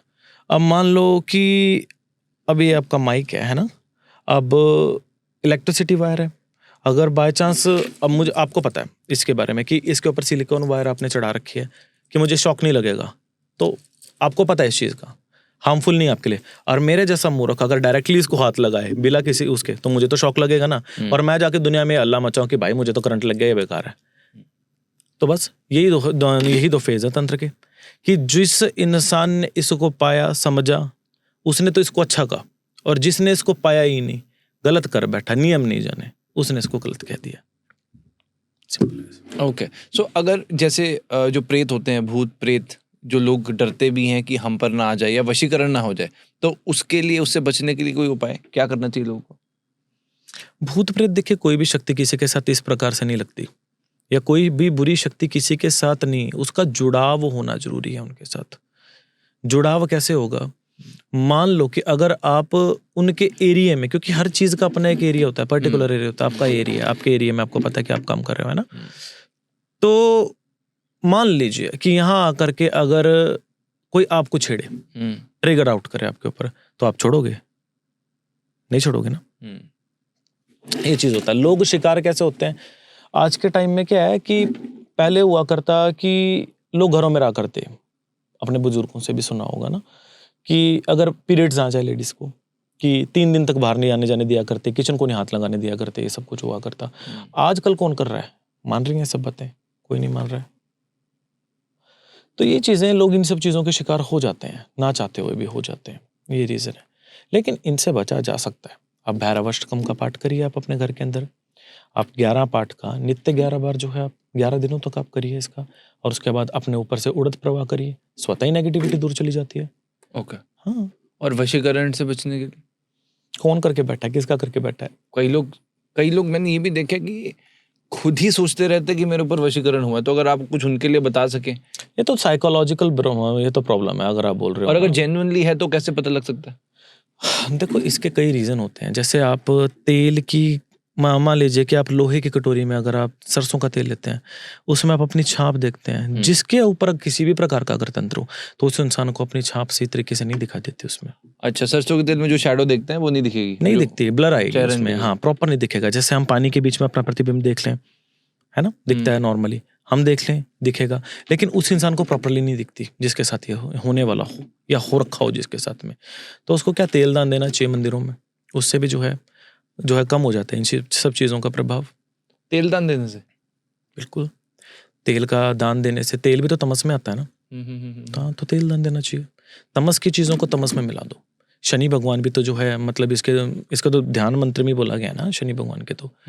और अगर गायत्री अगर आप शनि भगवान के गाएंगे ना, ओम भग भगाय च विद्महे मृत्यु रूपाय च धीमहि, है ना, तो शनि के साथ तेल का संबंध जोड़ा गया, तो वे मृत्यु के काख कटते हैं इस चीज से। और शनि भगवान तो वैसे ही हम भगवान के जो है भैया हैं, तो इनकी फैमिली टू फैमिली करने से तो जो है इनका प्रभाव घटता है। और ज्यादातर देखा होगा कि शमशानों में, ज्यादातर आपके यहाँ दिल्ली में भी, राजो घाट में भी मैं गया दर्शन करने के लिए, शमशान काली माँ के यहाँ भी शनि भगवान की मूर्ति स्थापना किया, काली के साथ सिर्फ शनि। तो तंत्र में भी मतलब इंसान की जो है इससे क्या है कि प्रबलता बढ़ती है और नेगेटिविटी भी दूर रहती है, तो ठीक रहता है जो है हिसाब किताब इन सब चीजों में, ऐसे ही रहेगा। आप अपना जेंडर क्या आइडेंटिफाई करते हैं? ये आपका पर्सनल क्वेश्चन है। अगर आप उस चीज को पब्लिकली आप वैसे दिखा सकते हैं, वैसे आपको ये राइट नहीं है आप कि मुझसे क्वेश्चन पूछ सकें। पूछ सकते हो आप। नहीं, मेरा पूछने का मतलब है कि जो लोग आपको देखते हैं वो आपको पूछते हैं? नहीं पूछते, कोई भी नहीं पूछता। मेरा उनसे ये क्वेश्चन होता है कि how dare you to say like that and how you are to say like that. You don't have a right to say anything about my gender and my sexual identity. Simple as well. नहीं मतलब जैसे आजकल तो LGBTQ बहुत famous है। हमने हमने podcast भी किए हैं जहाँ पर हम सभी टॉपिक्स के बारे में बात करते हैं। Okay. तो अगर जैसे आप बाहर भी देखते हैं तो people are very proud enough Okay. टू मतलब इसमें कुछ मतलब गलत नजरिए से अगर हम देखें तो शायद जो वैसा समझें तो समझें, बट अगर आज की डेट में आप लोगों को देखेंगे तो वो, अगर मैं बोलूं हिम हर, मुझे मैं से बताऊं, मुझे इन सब चीज़ों की सच्ची में जानकारी नहीं है। अच्छा। मेरे को बताते रहते हैं। कई तरीके के आ चुके हैं ना आजकल तो। LGBT के बहुत सारे LGBTQ+, तो बहुत सारे उसमें अलग अलग हैं। तो क्योंकि आप एक सोशल मीडिया पर्सनैलिटी भी हैं और बहुत से लोग आपको सुनते भी हैं, देखते भी हैं, तो मेरा सवाल आपसे निजी करने का नहीं या इस तरह से करने का नहीं है कि आपकी किसी चॉइसेस से अलग जाना, वो इसलिए है कि जो लोग आपको फॉलो करते हैं, जो लोग आपको दिल से मानते हैं, उनके मन में अगर कल को उनको कोई काउंटर करे कि यार वो तो वो है, तो फिर जब आप उनको अपनी तरफ से जवाब देते हैं तो जो लोग आपसे जुड़े हुए हैं उनके पास एक सब्सटेंस रहता है अपनी बात रखने का। ये सवालों का जो तात्पर्य है वो ये है। ओके, मैं इसके बारे में क्या ही बोल सकता हूँ। अगर जेंडर आइडेंटिटी की बात की जाए तो रुद्र तारा अपने आप को मेल ही जो है प्रेजेंट करेगा, फीमेल तो करने से रहा है ना, तो यही है और क्या है? तो ये चीज़ है। बाकी अगर श्रृंगार भाव आ जाए तो ये शाक्त परंपरा का हिस्सा है श्रृंगार भाव। और श्रृंगार भाव में षोडल तंत्र पूरा श्रृंगार के ऊपर है, माँ षोडशी, माँ ललिता, महात्रिपुर सुंदरी का। तो इसमें तो ये तक कहा गया है कि स्त्री के भाव को समझने के लिए, क्योंकि हम शक्ति से जुड़े शक्त परंपरा के लोग हैं ना, तो शक्ति को समझने से पहले शक्ति के ऊपर क्या बीती है, शक्ति ने क्या सोचा है, तो पहले जब तक अपने आप को उस तक नहीं ढालोगे तो समझ कैसे सकते हो कि एक माँ का दिल किसके लिए कैसे जो है तड़पता है। तो इसके लिए उन सब चीज़ों की कायदे कानूनों की अनिवार्यता हो जाती है। देखा भी होगा कई साधक हैं पाँव में बड़े बड़े मोटे मोटे घुंघरू पहनते हैं। ये जो IIT बाबा है उनको मैंने देखा था, वो नाखून बढ़ाते हैं। तो तब पहली बार मैंने ये सुना था और मुझे बहुत खूबसूरत कॉन्सेप्ट लगा जब उन्होंने भी बताया कि जब तक एक फीमेल कॉन्शियसनेस को मुझे समझना है और जब तक मैं उसको महसूस नहीं करूंगा तब तक मैं कैसे उसको बता पाऊंगा। वही तो तब से वो मुझे बात लगी थी, बहुत ही मतलब वेरी पावरफुल। ये सत्यता होती है ऐसा ना, इसमें जो है शाक्त परंपरा के अंतर्गत शाक्तों में स्पेशली श्रृंगार भाव का बड़ा इंपॉर्टेंस होता है, क्योंकि उसको समझने के लिए पहले इसके लिए वो सब कुछ करना पड़ेगा जो एक 16 साल की लड़की को पसंद हो, क्योंकि माँ षोडशी है ना, 16 साल की कन्या के रूप में उत्पन्न हुई है। जो एक षोडशी को जो पसंद हो तो वो करना पड़ता है सब कुछ, अपनी इच्छा से नहीं, उसकी इच्छा से चलना पड़ेगा। ब्यूटीफुल ब्यूटीफुल, बहुत सुंदर गुरु रुद्र तारा जी, बहुत अच्छा लगा मुझे आज जी, पहली बार आपसे मिलना हुआ जी, बहुत सी बातों के बारे में जाना, चाहे वो कामाख्या हो या वो कंट्रोवर्सीज हो, पर आपने बहुत आई थिंक ये क्लैरिटी लोगों में आना जरूरी थी। जैसे मैंने आपको कहा इस पॉडकास्ट में मैं चाहता था कि लोग आपका वर्जन जाने और उसके बाद हर कोई अपना ओपिनियन अपने हिसाब से बना बिल्कुल सकता है। बिल्कुल बिल्कुल बिल्कुल, ये तो है। Thank you so much for being on the show, बहुत बहुत धन्यवाद। जय माता दी, जय माता दी, जय तारा।